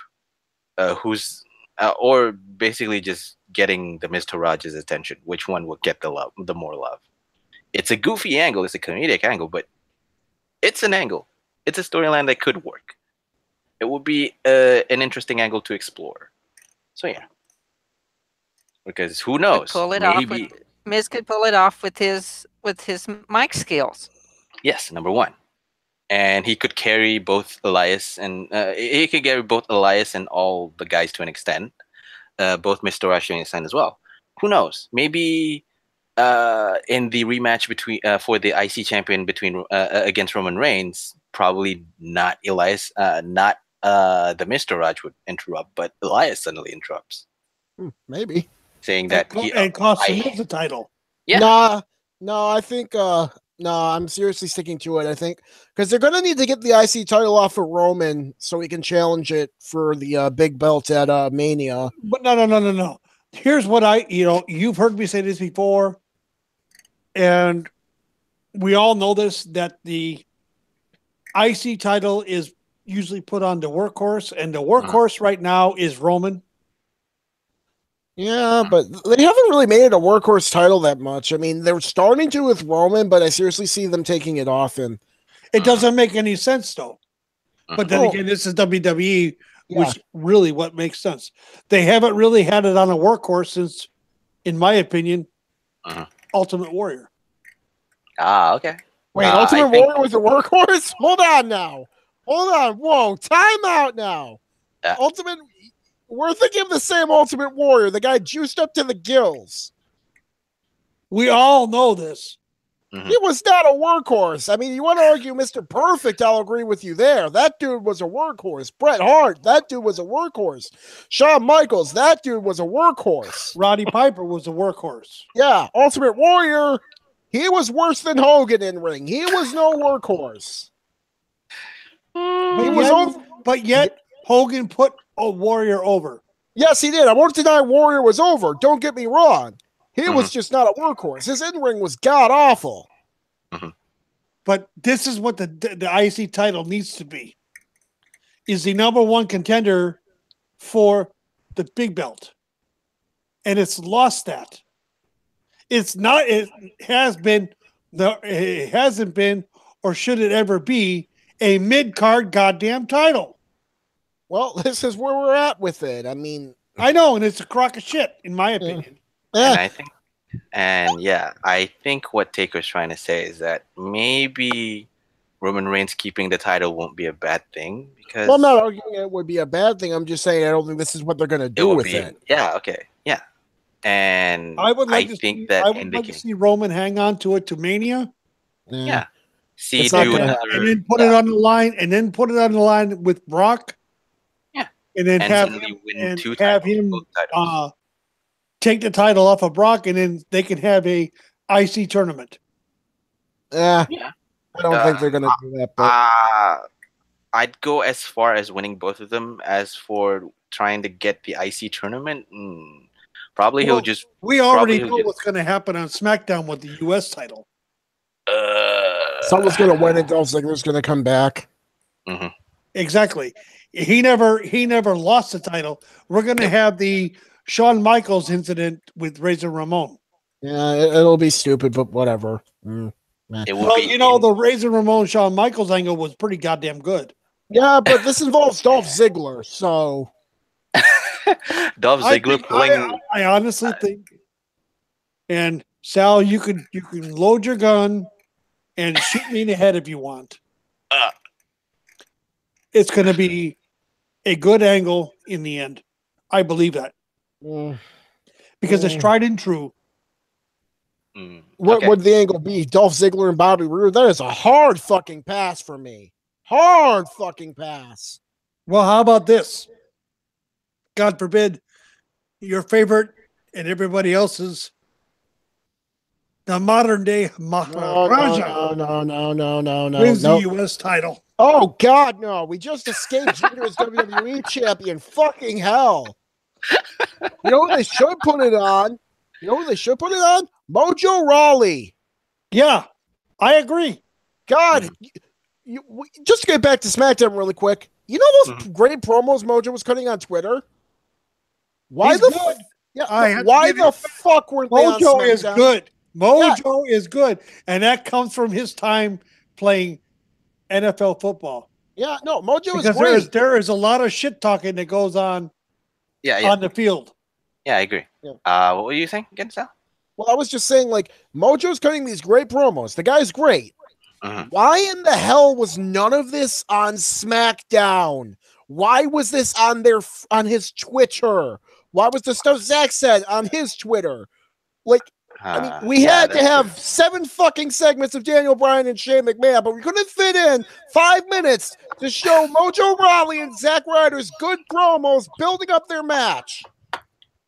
Which is, I have to tend to agree. Wholly agree. God damn. Like I said back earlier, Sal, they're putting the focus on the middle management, which they do not need to. No, they don't. They have their priorities all fucking screwed up, and like back I said, to Raw. Like I said, I agree. This week in SmackDown has been a total loss of focus for them. The only focus that they have is the middle management, which no one wants to. Nope. So, in a sense there. But at least on a lot of notes on Raw, in a sense, they're good. I mean, personally, I'm going to go on a quick, and if you guys wanted to jump in, you can interrupt me on it. I do like the whole early segment of the Shield 2.0 meeting the Battle Club, where Jason Jordan is the kind of cocky hated heel that we all hate. I don't know why he's a heel though. Like, here's the thing: is he cocky? Yes. Yes. Is he a bit, annoying? Who's your daddy? Well, yeah. Is he a bit annoying? Yes. But here's the thing: most WWE faces are. Yeah, number one. To boo him, and if they're wanting to say, well, he thinks he's better than he really is, he doesn't win a lot, yada yada yada. Yeah, but Sal, here's the thing: he's doing the one positive that I can say about Jason Jordan is that he's looking like he's settling into the character very well. No, I'm not complaining about Jason Jordan at all. Jason Jordan is doing a phenomenal job. I'm just complaining about WWE's portrayal of him, mainly because they want me to boo him. I get the feeling they're slow burning his heel turn. It's a rib. It's a rib. And here's my take on it. Taker says it's a rib. I say he did well here as the character of a grating entitled little brother of the Shield. Did you have a look on both Roman Reigns and Seth Rollins' face? Yes, I did, but I don't get why they hate him. Like, I know he's acting a little annoying, he's acting a little entitled, but again, a lot of WWE faces act like that. I know. So it's very simple. It's very simple. How long has he been on the roster? What, year and a half, maybe? Okay, he's been a 2-time tag champion already in that year and a half. Less than a year and a half, I'd say. Okay, I will give him that. But the thing about it is that he is full of himself. A lot of WWE faces are. That's not thing. Look, Roman's not full of himself, and he's a face. Yes, he is. I wouldn't say he's full. Well, he acts like he is. He says, this is my yard. And does he back it up? Yes. But I mean. Okay. So therefore, he is not full of himself. Well, here's my thing, though. One that is full of himself is someone who runs their mouth and in the end fails. Okay. But here's my issue with that. It's something a producer in WWE said. Remember when Road Dogg said wins and losses don't matter? So if you're full of yourself because you lose a lot, you can't back up. Thank you very much for that, Beaver Boy. Well, yeah, that's what I'm saying. Like, WWE wants to have it both ways, where you're full of yourself if you don't go out there and win, but wins and losses apparently don't matter. What the fuck am I supposed to think here? So if Jason Jordan's a heel because he goes and runs his mouth and then he loses, but then I have people in the fucking management telling me, no, wins and losses don't matter. What are your fucking rules here? That's all I want to know. They think we're all stupid. They do, and that's why I'm annoyed, because they really haven't given me any reason to really hate Jason Jordan as compared to other faces. That's my issue. Like, I know he's acting a little entitled. Yeah, a lot of faces do. No. Not to the point that Jason Jordan is. Remember, Kurt Angle is his daddy. Oh God, that Angle. Yes, I know, but even so, therefore, he feels more entitled than most faces because of his daddy. Yeah. Okay. Yeah. I'm just annoyed. That whole goddamn storyline, in my opinion, failed 3 months ago. Yeah, it did. I guess I'm just annoyed because once again, I don't know what the hell WWE's rules are and why I'm supposed to hate someone. So, yeah, I'm one of those that's like, I'll wait and see. On the other hand, my wife, Legends lover, she's like, I can't stand that little son of a bitch. Yeah. She can't. How are you doing? AA, how are you doing? I'm fine. Just enjoying listening to you guys. Yeah, you're not aggressive enough. You're not aggressive enough. Damn it! Let's see more of the John Moxley out of you. More. Oh, come on, give her a break. She's having fun. I think I'm having fun listening to YouTube factor it out on this issue. Hell, if it was just me and Sal, we'd be going out for like 3 hours of nothing but arguing. Yeah. Which is fun. I'll just likely enjoy it. But in the end, I'll always say that, yeah, he did well. Here's the grading entitled Brother Shield. Roman Reigns and Seth Rollins looks like they have no idea what they're into. They have no tolerance for his bullshit. Something I want to address in the chat really quick, Madeline. Yeah, Jason Jordan does ask his dad for stuff, but here's the issue with that. A lot of people ask Kurt for stuff, and Kurt usually acquiesces. Like with the bar, they ask for their rematch, and Kurt's like, sure, you can have it. You know, well, that's the issue I have. They want me to think it's only Jason Jordan getting preferential treatment when Kurt Angle says yes to pretty much everyone.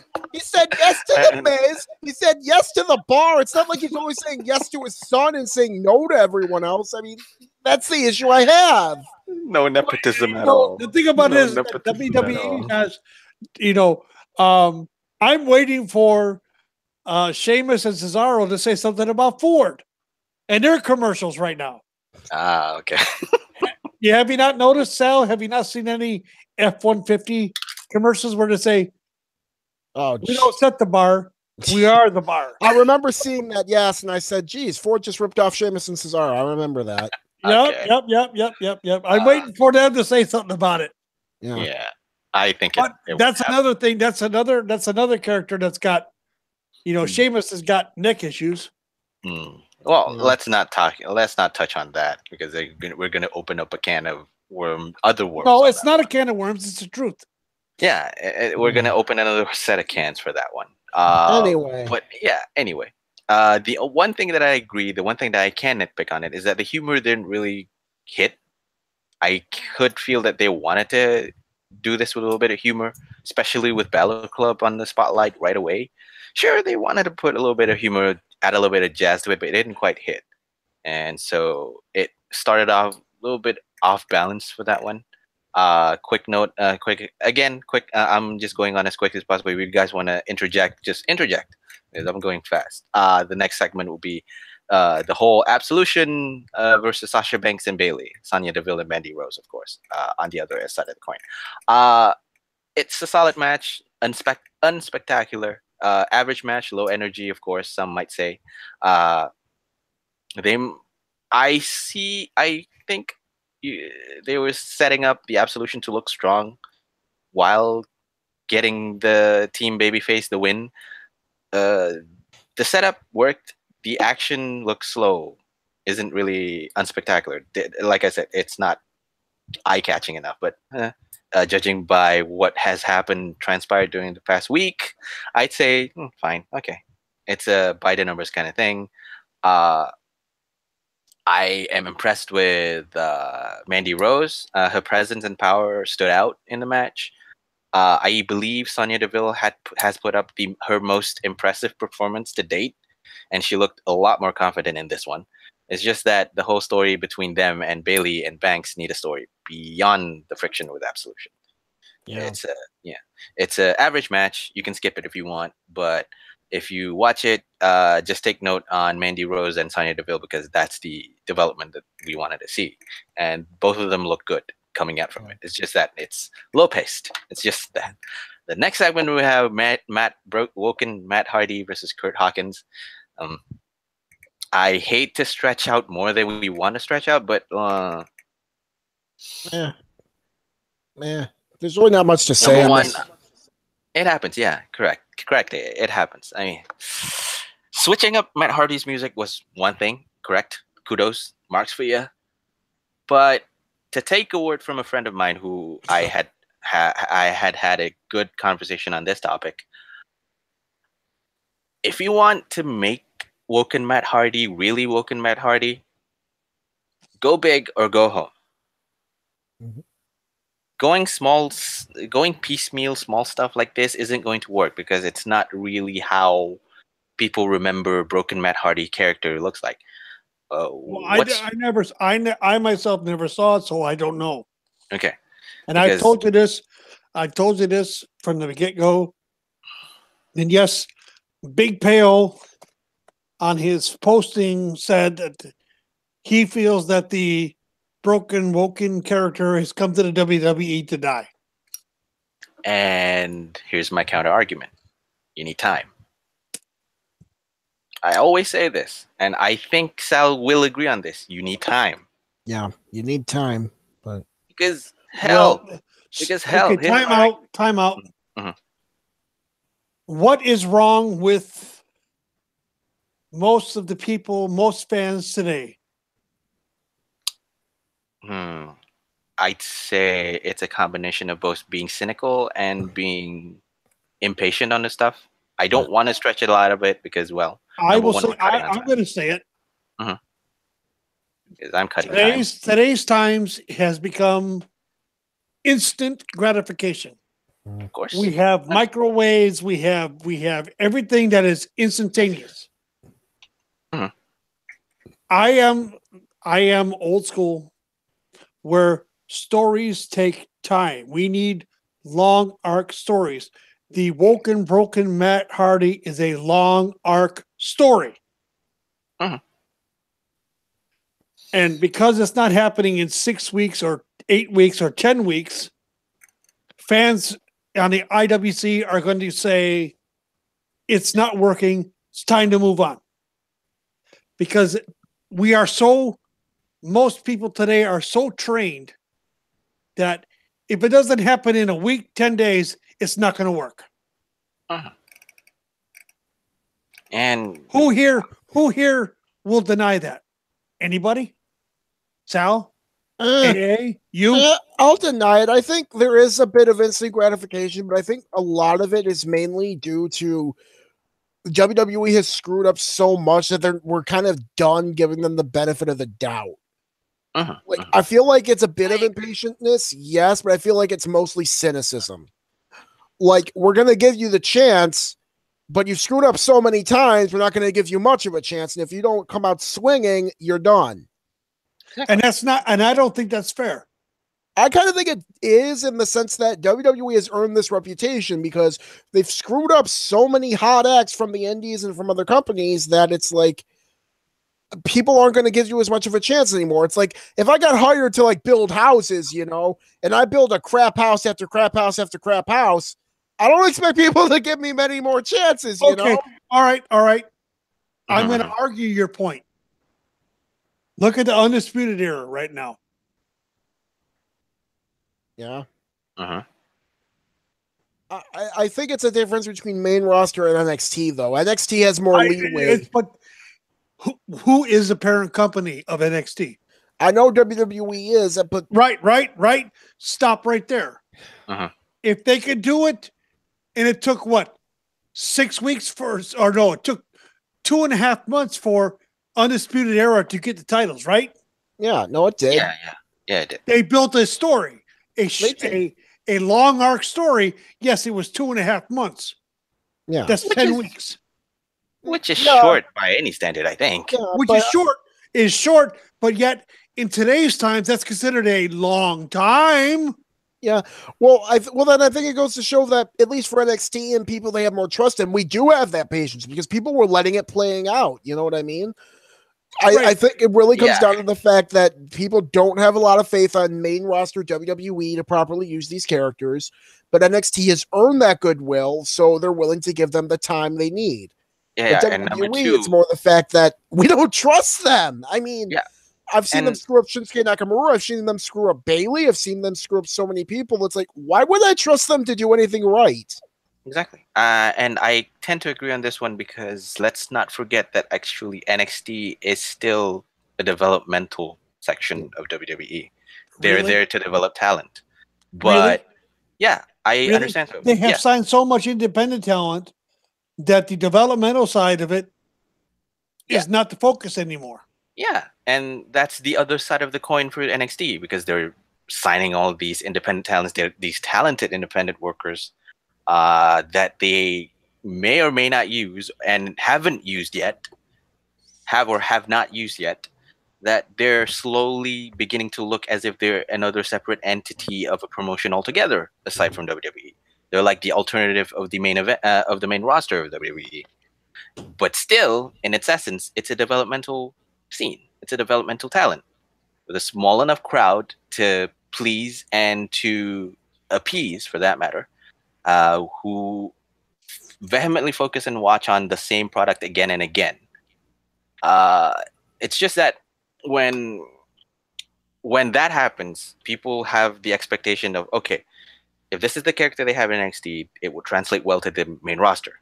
The only problem is the main roster, aka Raw and SmackDown, does not have that goodwill. I hate to say anymore because I'm not. Beaver Boy is the problem.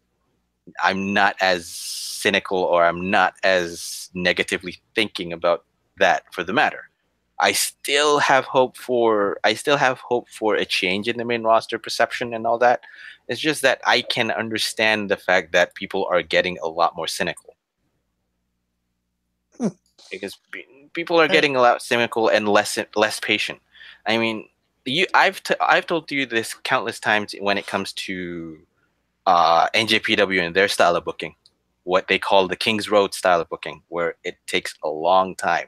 Number one. Number two. And let me ask you this question: have I had a problem with it? Of course not, because number one, first and foremost, you're old school. You don't have that kind of problem because you have had the old school wrestling ingrained in you, and you have seen storyline that has spanned for about a year or two, or maybe longer than that, for that matter. Going up for that, going up as long as it did, and it still works. Yes, and I will tell you, even in today's times, those kind of stories will work if the IWC would just shut their goddamn mouth, or just be patient, or just and that's the problem. Nobody today knows how to be patient. Good point, though, They don't know how to be patient. They want their favorites to win now,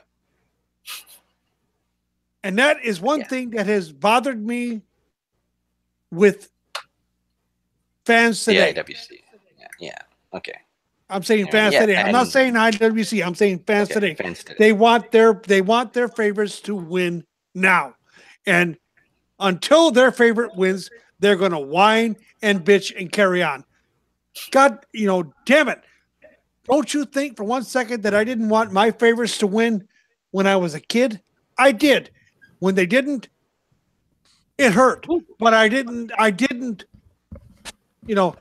have the ability to get on social media or anti-social media and talk shit. I do not like the fandom of today. I'm sorry. That's just my opinion. Fair enough. I mean, and yeah, I agree on the chat. They need to learn to be patient. Yeah, okay, I agree. And of course, wonderful Madeline brought up a point. NXT is designing characters that either aren't built for the main roster or they finish too much of their story to where they can't redo their building arc. Which I can actually... I can agree with that. I can totally agree with that, Madeline, and thank you. That's the truth. We saw that happen with Bailey. That happened completely with Bailey. And to an extent, Shinsuke Nakamura as well. Yeah. Two of my one big favorite, Shinsuke. They basically he has jobbed out to everybody. And you know what, Matt? They do the same thing with Becky. Okay, getting back to the point. I mean, to me personally, I think give it time. It's still 6 weeks. Final Deletion got over 3 months. If you're willing to sit on the first week and say that Broken Matt Hardy looked dumb, and then on the second week say this is hilariously dumb, it looks enjoyable, and then up to the Final Deletion where you actually enjoyed the whole macabre of cast and characters, and wait for it.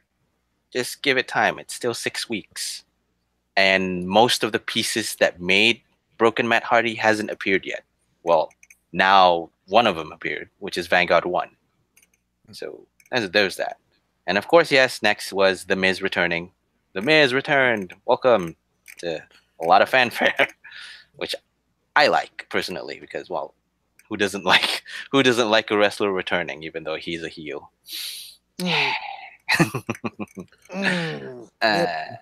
We also had the bar backstage with Angle, which really confused me. Yeah. Well, talking about the bar. Well, I mean, here's the thing we need to talk about the backstage segment mainly because it further highlights how screwed up WWE treats their heels and faces. So the bar goes backstage and asks Kurt Angle where's their rematch, right?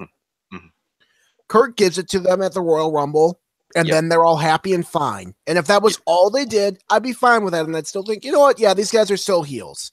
Yep. You know, they got all angry, but then when they got what they wanted, they were happy. It's what happened next that confused me. The Bar are heels, correct? Correct. Yes, they are. I was just going to go into this segment. So go on, Sal. You're going to start off with a bang. Why the hell did they ask for competition? Why the hell did they ask? So who are we fighting tonight? We're not booked. We want to fight. That is a total babyface move. That is babyface 101. You know what I mean? Yeah. And okay, go ahead, Sal. Like, why? Why not? Because they're supposed to be heels. Well, shit. Isn't Braun Strowman supposed to be heel? No, he's supposed to be avenging angel of death. For competition, is he not? Oh God! Braun is supposed to be more like Brock Lesnar, sort of I destroy everyone in my path kind of character. Okay. The Bar is supposed to be heels. Like they're supposed to be tough guy heels, but they're supposed to be heels. I don't get it. Like there was nothing heelish about what they did. That is what they used to do to get baby faces over back in the old day. They asked, I want some competition. I want to prove myself. This is true.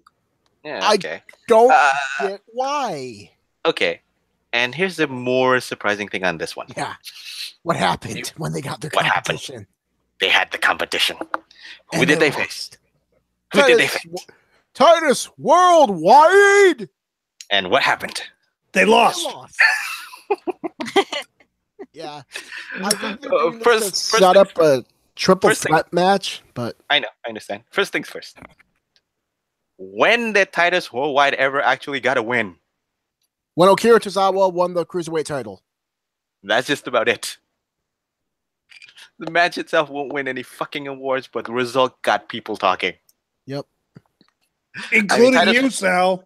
Yeah. No, I love Titus Worldwide. I think they're great. I think they should be like the WWE's version of Taguchi Japan. I've gone on record as saying it's done. Which I actually can see. Yeah. I think that would be great. I mean, you know, you have them as sort of like the face stable that just recruits everyone. I think that would be fun. But yeah, so yeah, I agree. Just that number one, Titus Worldwide, please work on your recruitment skills better. Yeah, you can't go forward with just Apollo Crews and Dana Brooke. Get more people. Yeah. And number Dana two, Brooke as a statistician is, I don't know. I like it. I like it. I think it's kind of goofy, but I like it. Yeah, I like it. Probably only there so Vince can see a woman, an attractive woman dressed up in like a business outfit, which that's troubling to me. But yeah, you know. Who was the one in WCW that dressed like that? I can't remember. I know who you're talking about, but I can't remember her name. Miss. Oh shit! Was it York? Was it like the York Foundation? Is that what you're thinking about? I think it was York. Yeah. Okay. I'm not sure. Of course, that there's also the whole. I'm going to have to look it up. Okay. I'm going to have to Google that. Damn it. Okay. While you Google and that, one of the brightest spots would be, well, Braun Strowman, Maurice Kane, and Brock Lesnar under some lighting rigs. Yep. The wonderful thing is, I'll tell you, that was pretty damn good. That was great. That was great. Brock selling like he did. Strowman using a grappling hook. Show up to work. Tells me he's going to show up to work. Yep. At the Royal Rumble. Yeah. Was it Stacey Keebler as Miss Hancock Taker? Yes, that's the one. That's the one. Madeline, you were correct. So you were correct. Okay. But yeah, the awesomer thing is that Braun Strowman actually got the grappling hook and then throws it and gets it on the first try. Yeah. Braun is a beast. So correct. I thought that initially the first thing that I thought that only Paul Heyman got over on this one. What happened afterwards on that one was a masterpiece on how to cover up your slight blunder with the Monster Among Men with Braun Strowman. He did a Roman Reigns and pulled a big man act. So a strongman act of, well, using a grappling hook to tear down the stage set. Brock selling was excellent. Kane crawling out from the debris that is the carnage and destruction of what Braun Strowman did. Awesome as well. Although again, why is Kane being slotted as a third person boggles my mind up until now. Probably someone to take the pin. Other than the obvious. Well, no, I think it's stupid. Don't get me wrong, but that is the sole reason why he's there. I know that's the obvious reason. We all know that. Yeah. Other than that, there's no point. Yeah. No, there isn't. The whole segment on that was excellent. Just like AA said, that was wonderful. It was awesome to watch. The house fight between Samoa Joe and Rhino was solid. Actually, it was good. Yeah. Unfortunately, Joe apparently got hurt from that house fight. So yeah, he's got a plantar fascia rupture. Yeah. Speaking of another career that's been a bit snake bit, good Lord, Samoa Joe. The guy can't catch a break for that matter. No, at least he's not having a career debilitating injury. It's just that he gets injured after injury. Yeah. Injured, I know. which is just sad. Yeah. But hey, the guy heals up.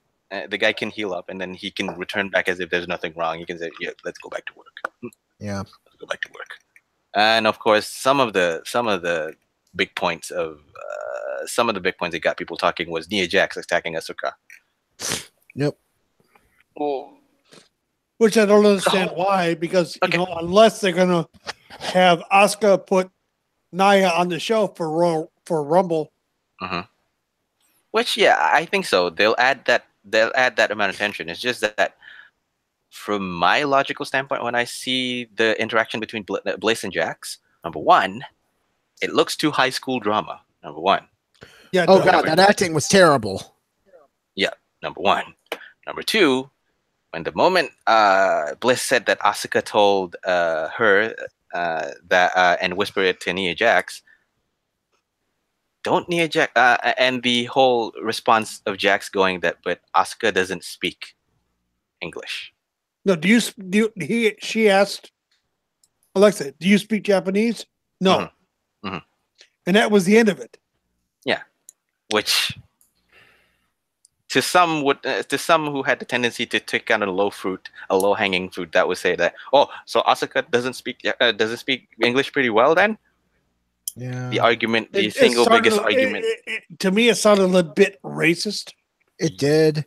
Not to mention, I mean, even if Alexa doesn't speak Japanese, she couldn't have gotten someone to translate it, or the fact that, even if Asuka did say that in Japanese, which I don't think even know if she did or not, but Mm-hmm. Mm-hmm. Which, like I said, it's a low hanging fruit. You look at my Twitter handle now. Yeah. So what does it say? Death Valley Minion. That's right. Or Minion of Death Valley, whichever way it's written. Yeah, whichever way it's written. Yeah, I mean, it's a low hanging. Like I said, it's a low hanging fruit that people would take advantage of when they say that Asuka can't pull a promo in English. Those kind of things. That's a slap in the face to Asuka, as far as I'm concerned. Yep. Mm-hmm. But hey, at least it got me. At least it got people talking about it, and adds a little bit layer of vulnerability without her losing. Because let's remember, these two have met before in NXT. And Asuka won. Yeah, and Asuka won with an actual fight, with what looks like a good fight with Nia Jax. So yeah, if this leads to something like similar to that in NXT, I'll be fine with it. Yeah. And of course, the last one were okay. Balor Club and Roman Reigns, Seth Rollins, and Jason Jordan. I like it. Yeah, it was fun. It was fun. Oh, and did you notice that how the guys shout out their NJPW brothers, Tama Tonga and Fale? I love that. I fucking enjoyed that. Hell yeah! I didn't notice that. I did. How did they do it? Please tell me. Said, we're not just drinking beer with Fale and Tonga anymore, or something along those lines. Mm-hmm. Because I did see that. It was backstage stuff, right? Yeah. Yeah, it's backstage stuff. But they did that in response to Fale going to the OGBC. Shout out to the OGBC. Yep. During the New Year Rush, I think, if I'm not mistaken, or before that. Way before that, I think. What, New Year's Dash? When was that? If it happened this past Monday, it would have been a couple days after the New Year's Dash. Yeah. I think I'll put that in the same area, because it was after. I think it was after after Balor selected Gallows and Anderson becoming his partners on the 3-on-3. So yeah, but Somehow I feel excited, just as much as how Finn is grinning from ear to ear. I'm actually enjoying the whole Battle Club reunion again. Yep. Balor looks happy, genuinely pleased. Gallows and Anderson are getting the spotlight back again. It looks like they have re-energized themselves. Yep.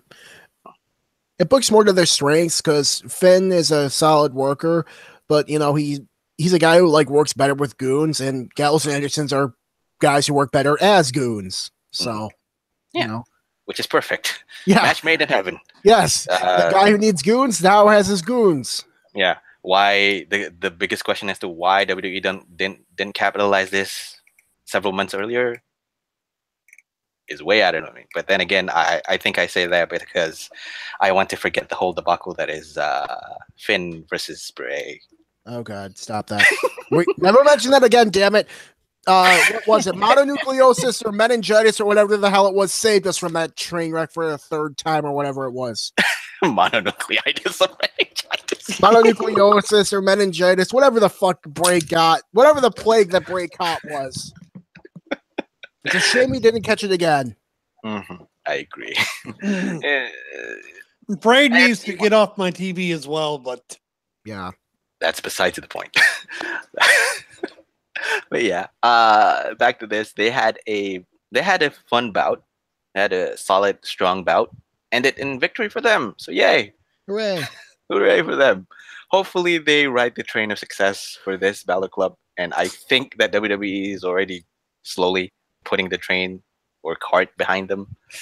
Yeah. Again, we see the character work of Jason Jordan. The thing that drives me nuts is seeing Balor smile so damn much. Oh, come on! You don't think that's a good shit-eating grin? Okay. It is. It is. I'm just waiting for the heel turn to happen. Damn it! Aren't they heels already? I mean, wouldn't you be smiling giddily if you see Dean Ambrose coming back again after the injury? If you're in the ring, hell yeah, I would be. I mean, at least he got something to look forward to. He works with goons now, like Sal says. So he got goons. Goons! Yay! But would you want to would you want to see the Good Brothers or Balor Club go over the Shield? Oh hell no! But I'm talking about the original Shield. Yeah, I'm talking about when Dean comes back. Okay, Dean comes back. It's gonna be a hard press. For now, for this iteration of the Shield, please let either Finn or one of the Good Brothers to pin on Jason Jordan. Yeah. I will say this: as far as the Dean injury goes, as bad as it was, and as much as I don't like him being hurt, there was one good thing to come of this. What? That scraps the alleged Dean Ambrose Seth Rollins feud that was supposed to happen. Okay. They'll have it happen later on after he comes back. Oh, geez, they better not. I think that's why they're doing the Jason Jordan, eventual Jason Jordan Seth feud to take the place of what that was supposed to be. Which, I think so. Which I'm all for because, good Lord, making Dean Ambrose and Seth Rollins feud with Dean Ambrose as a heel, that's just stupid. Mm-hmm. Agreed. Mm-hmm. I do not want them to bring Dean is over as a face. They do not need to bring him back as a heel. No, they don't. Dean is like I've always said this. Dean is probably the most universally beloved of all the Shield boys. Yeah, it's hard not to hate on. Yeah, it's hard not to hate on the. It's hard to hate on Dean Ambrose, even though the detractors say that he's the average. He's the most average of all. Well, yeah. Are you trying to say that Dean Ambrose is the Adam Cole of the Shield? No, of course not. No, because what is Adam Cole to you? He's Mr. Average. Thank you. Cut it off right there. And you're saying that Dean is average by most people's ideas? A lot of people say his in-ring is average. I mean, and even if it is, I'd say he has the best sort of everyman ass-kicker character. Speaking of Mr. Average, what about the ass beating his group put on Aleister Black? I am not happy with that. That's the reaction. That's the direction I wanted. Embrace it, AA. Embrace your hatred of Adam Cole. Well, I do Adam think Cole, baby, is Screw him at best. God, I hate him. No. I mean, Why was he ever When popular? Adam Cole enters the ring, I hear crickets. You should. You should. No, you shouldn't even hear the crickets. You should hear nothing. I'm hearing crickets now, but I'll clap for Reed Dragon, Kyle O'Reilly, and Bobby Fish. Just that no, just no, just not for the other person. Just not for Mr. Average himself. No. And yeah, but yet, MDS, you put Dean Ambrose in that same category. Oh no, he doesn't. Other people do. No. I don't. But he is guilty by association. Is that not how the WWE works? Well, here's the thing, though. Are we really sticking to WWE standards, Taker? Of course we are. Of course we are. Taker, here's the thing. Taker, here's the thing, though. But okay, to win the argument, here's the thing, though. I consider him as Mr. Average even before he entered WWE. So, who's that? You talking about Adam Cole? Adam Cole. God, I mean, even before he entered. Yeah. He's the very definition of decent. Like, he can do things decently. That's where the line of Mr. Average comes from. He's just decent. He puts on a good show. He puts on a good work. He doesn't do anything spectacular. He doesn't put anything spectacular. Dean Ambrose, back when he was Jonathan Good or John Moxley, for that matter, he went to hell and back with all those death matches he did. Yeah, AA can attest to that. Yeah, but you still put him in the same category. Not me. No, I don't care. You're the one that brought it up. Oh, jeez. Therefore, MDS, you're guilty by association.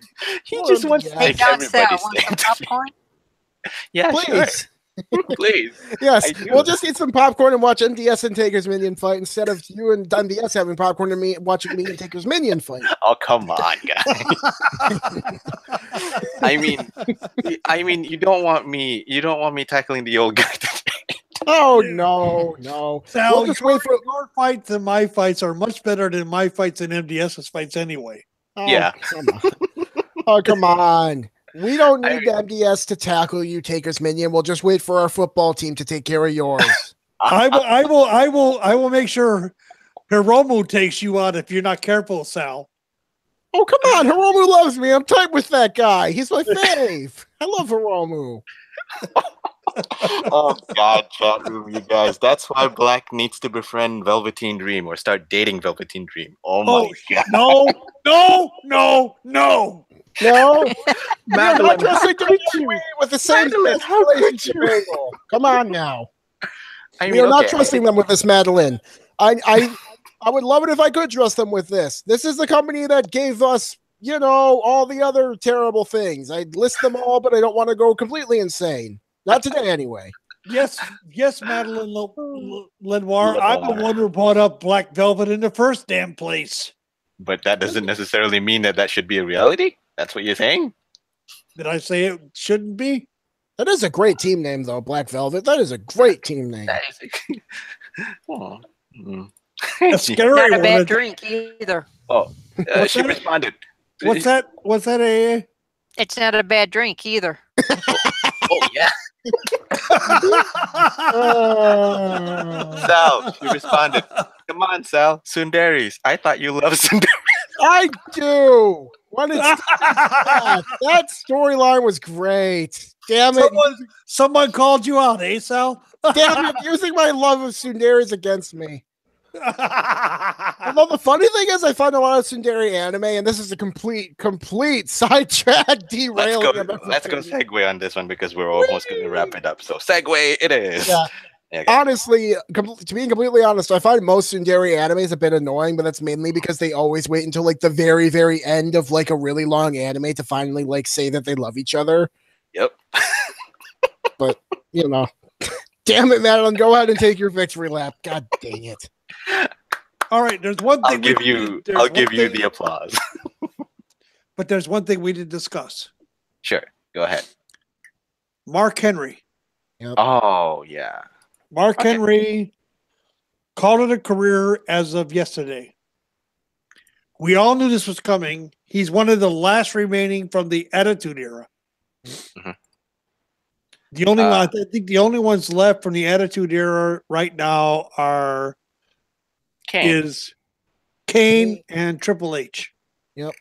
Even and maybe Triple H Undertaker if he comes and back. Undertaker if he comes back at WrestleMania this year, which please, Mark, don't.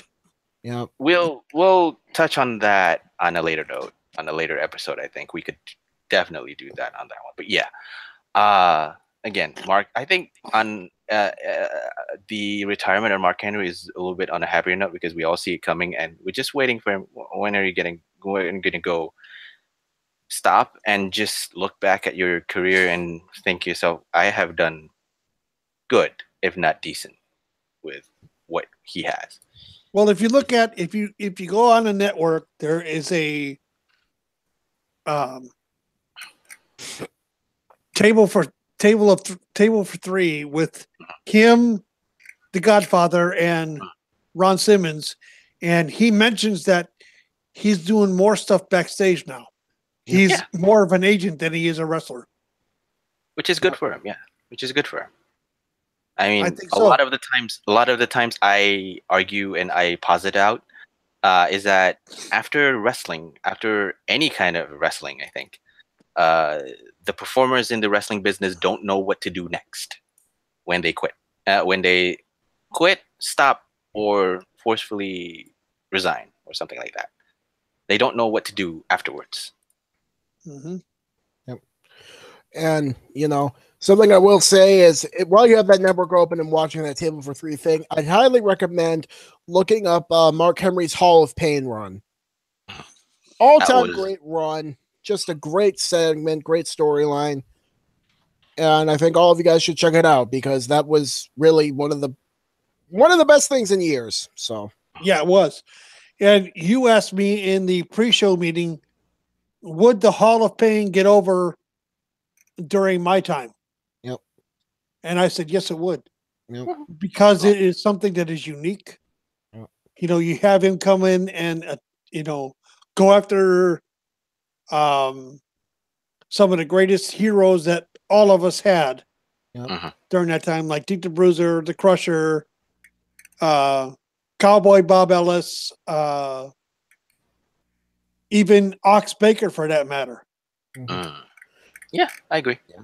I think he would just be that great traveling heel who goes into a promotion, just destroys their top face. Yeah, kind of like what Abdullah the Butcher did.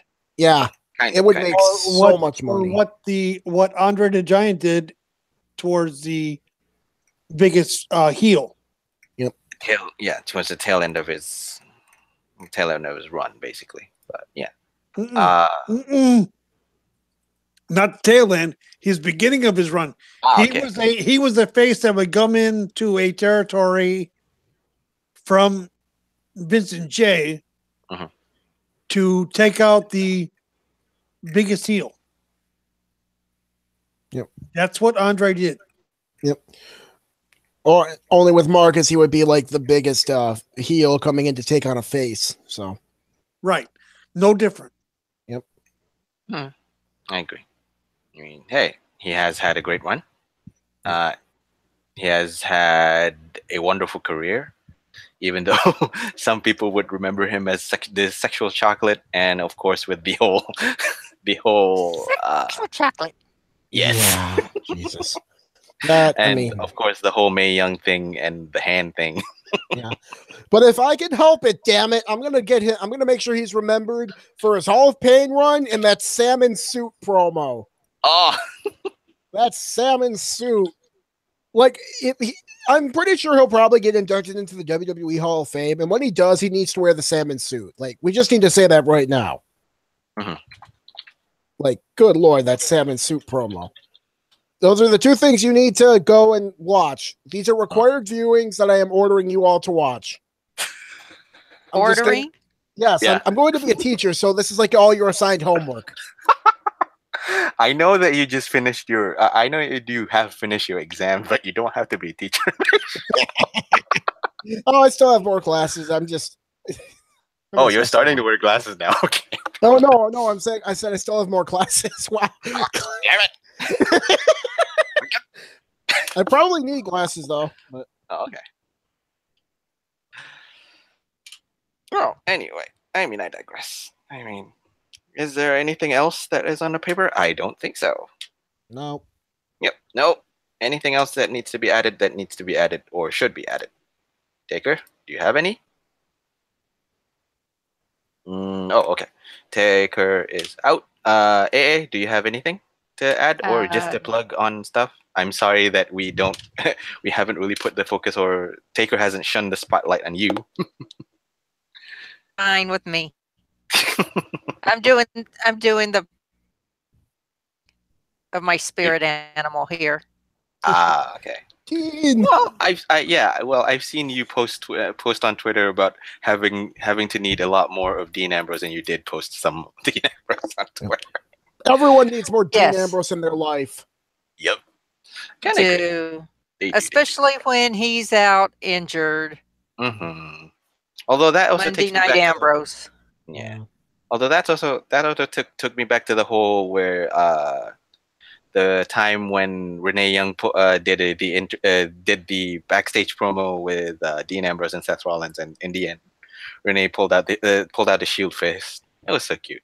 I watched it again just because I know she's just I know in one part she's supporting the Shield, but I know in the other end she's just supporting her husband, which is sweet and cute in a way. Yeah.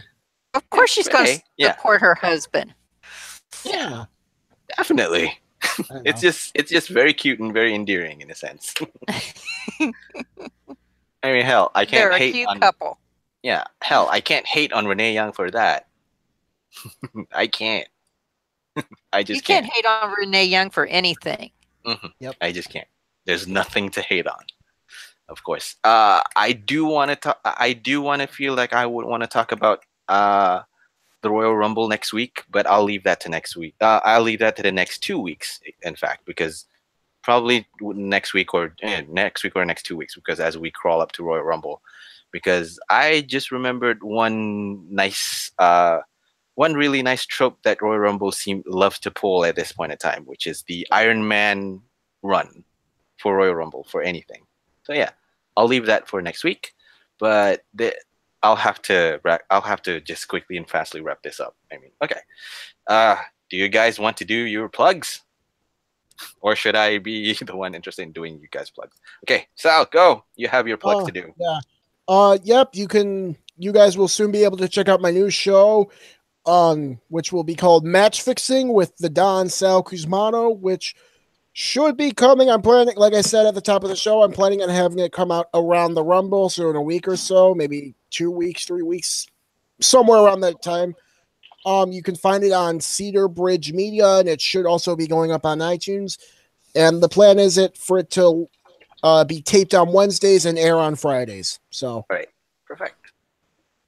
Welcome. You are now venturing out on your own. Yep. Hopefully, we wish you good luck.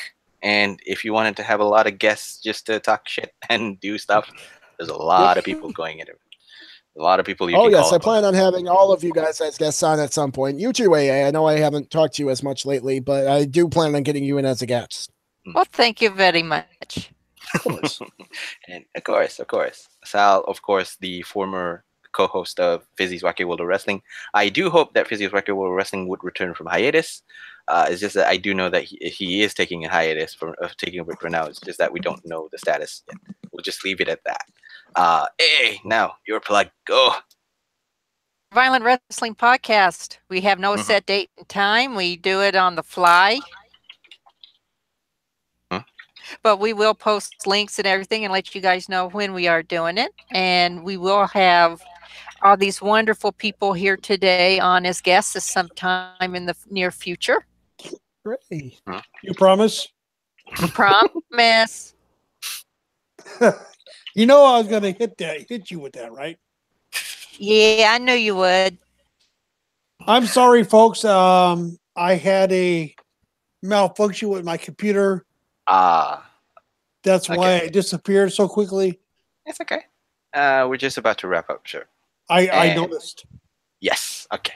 And of course, a lot of plugins that I have to do. Of course, considering the fact that I have been on their show last Thursday, we have Two Guys One Sport featuring Crazy Chris Colgan and George Curtin Jerker at Savas. They're on every Thursday at about 9 p.m. I've been there on on this week's episode. We had a lot of fun talking about things that we have already watched for the past. We have already watched for the past 2 weeks and now, Yeah. which is Wrestle Kingdom They 12. had you come on to talk about Wrestle Kingdom. Well, mainly because they wanted to be interested. They wanted to know the scene of the Japanese crowd and the Japanese audiences, which I delivered. Hopefully, it was enlightening for both them and the listeners there. Of course, as Ambrose Ali had promoted, Violent Wrestling Podcast is there as well. Match fixing is going to come up, and I have to plug in hopefully a new podcast with Philip Bexley, the Dawson Report. We'll see what happens. We're just gonna keep plugging the show up for good. And of course, we also have the Cage Side Seeds affiliated podcasts and shows with Bitter Boys Club, Not Your Demographic, Keeping Up with the Kayfabe, and Bros Before Elbows. I have to be quick. I can't say who the hosts are. You guys can check it out on Cage Side Seeds.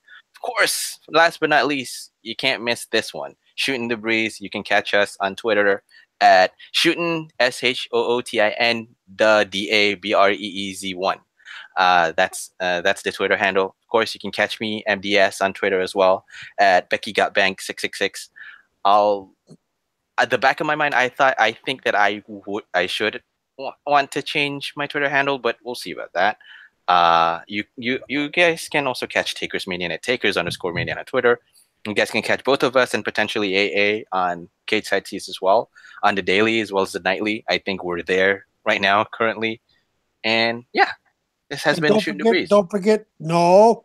Don't forget. Okay, I'm sorry. You're forgetting two podcasts that we follow on MLW Network. That is Something to Wrestle With. That is with Bruce Pritchard and Conrad Thompson, and What Happened When with Tony Schiavone and Conrad Thompson. Yeah, like MDS said, you can find me at Takers_Minion on Twitter. You can also find me in a daily and a nightly. This has been episode 28. Oh, wait. Let me just do a quick shout out. Yeah, Squared Circle Podcast is also live tomorrow at 10 a.m. Eastern Time. So, yeah. Oh, he finally got his stuff verified. Great for him. I think so. I think so. Good for him. Good for him. I'm hoping that it'll work this time. It'll work this time. I'm planning on going there. Folks, don't forget like you said, the Two Guys One Sport. They are part of the Los Ingobernables, the podcast family. Of course. Yep. I think at this point of juncture, I'm gonna have to promote that too. We're the LIJ Network and the Los Ingobernables, the podcast. LIP, get it right. LIP, okay, fine. Not LIP, we're not in Japan. Sure. He is. I am in Japan. I know he is, but we're not. I'm not. Well, I'm not, but I want to be. I created this network, damn it. Fine. Well, wait, no. Didn't you say that Chris got you? Chris gave me the idea and I ran with it, okay? I will give him that. You should credit him for the idea. But I have no idea. Anymore. Anyway, he was wearing a Los Ingobernables t-shirt. That's what started it all. Okay, I digress. Anyway, Shootin' the Breeze, episode 28. Still waiting for a story. Thank you guys. It's in the books. Thank you guys for listening. Thank you to the people in the podcast, people in the chat room for lifting it up. I am sorry I don't have the time to respond to every single one of it. Me and TakersMinion apologize for that, but we'll try our best to accommodate all of you. Yeah. Please subscribe. Subscribe. Please like and subscribe us on YouTube, on iTunes, or on SoundCloud. Pick either one. I'm free. We're free on all fronts. You don't pay money on this piece, on this mug. So there's that. Anyway, Shootin' the Breeze, episode 28. For TakersMinion is in the books. For TakersMinion, I am MDS, and for both Ambrose Ali and Sal, we'll see you next week. See y'all later.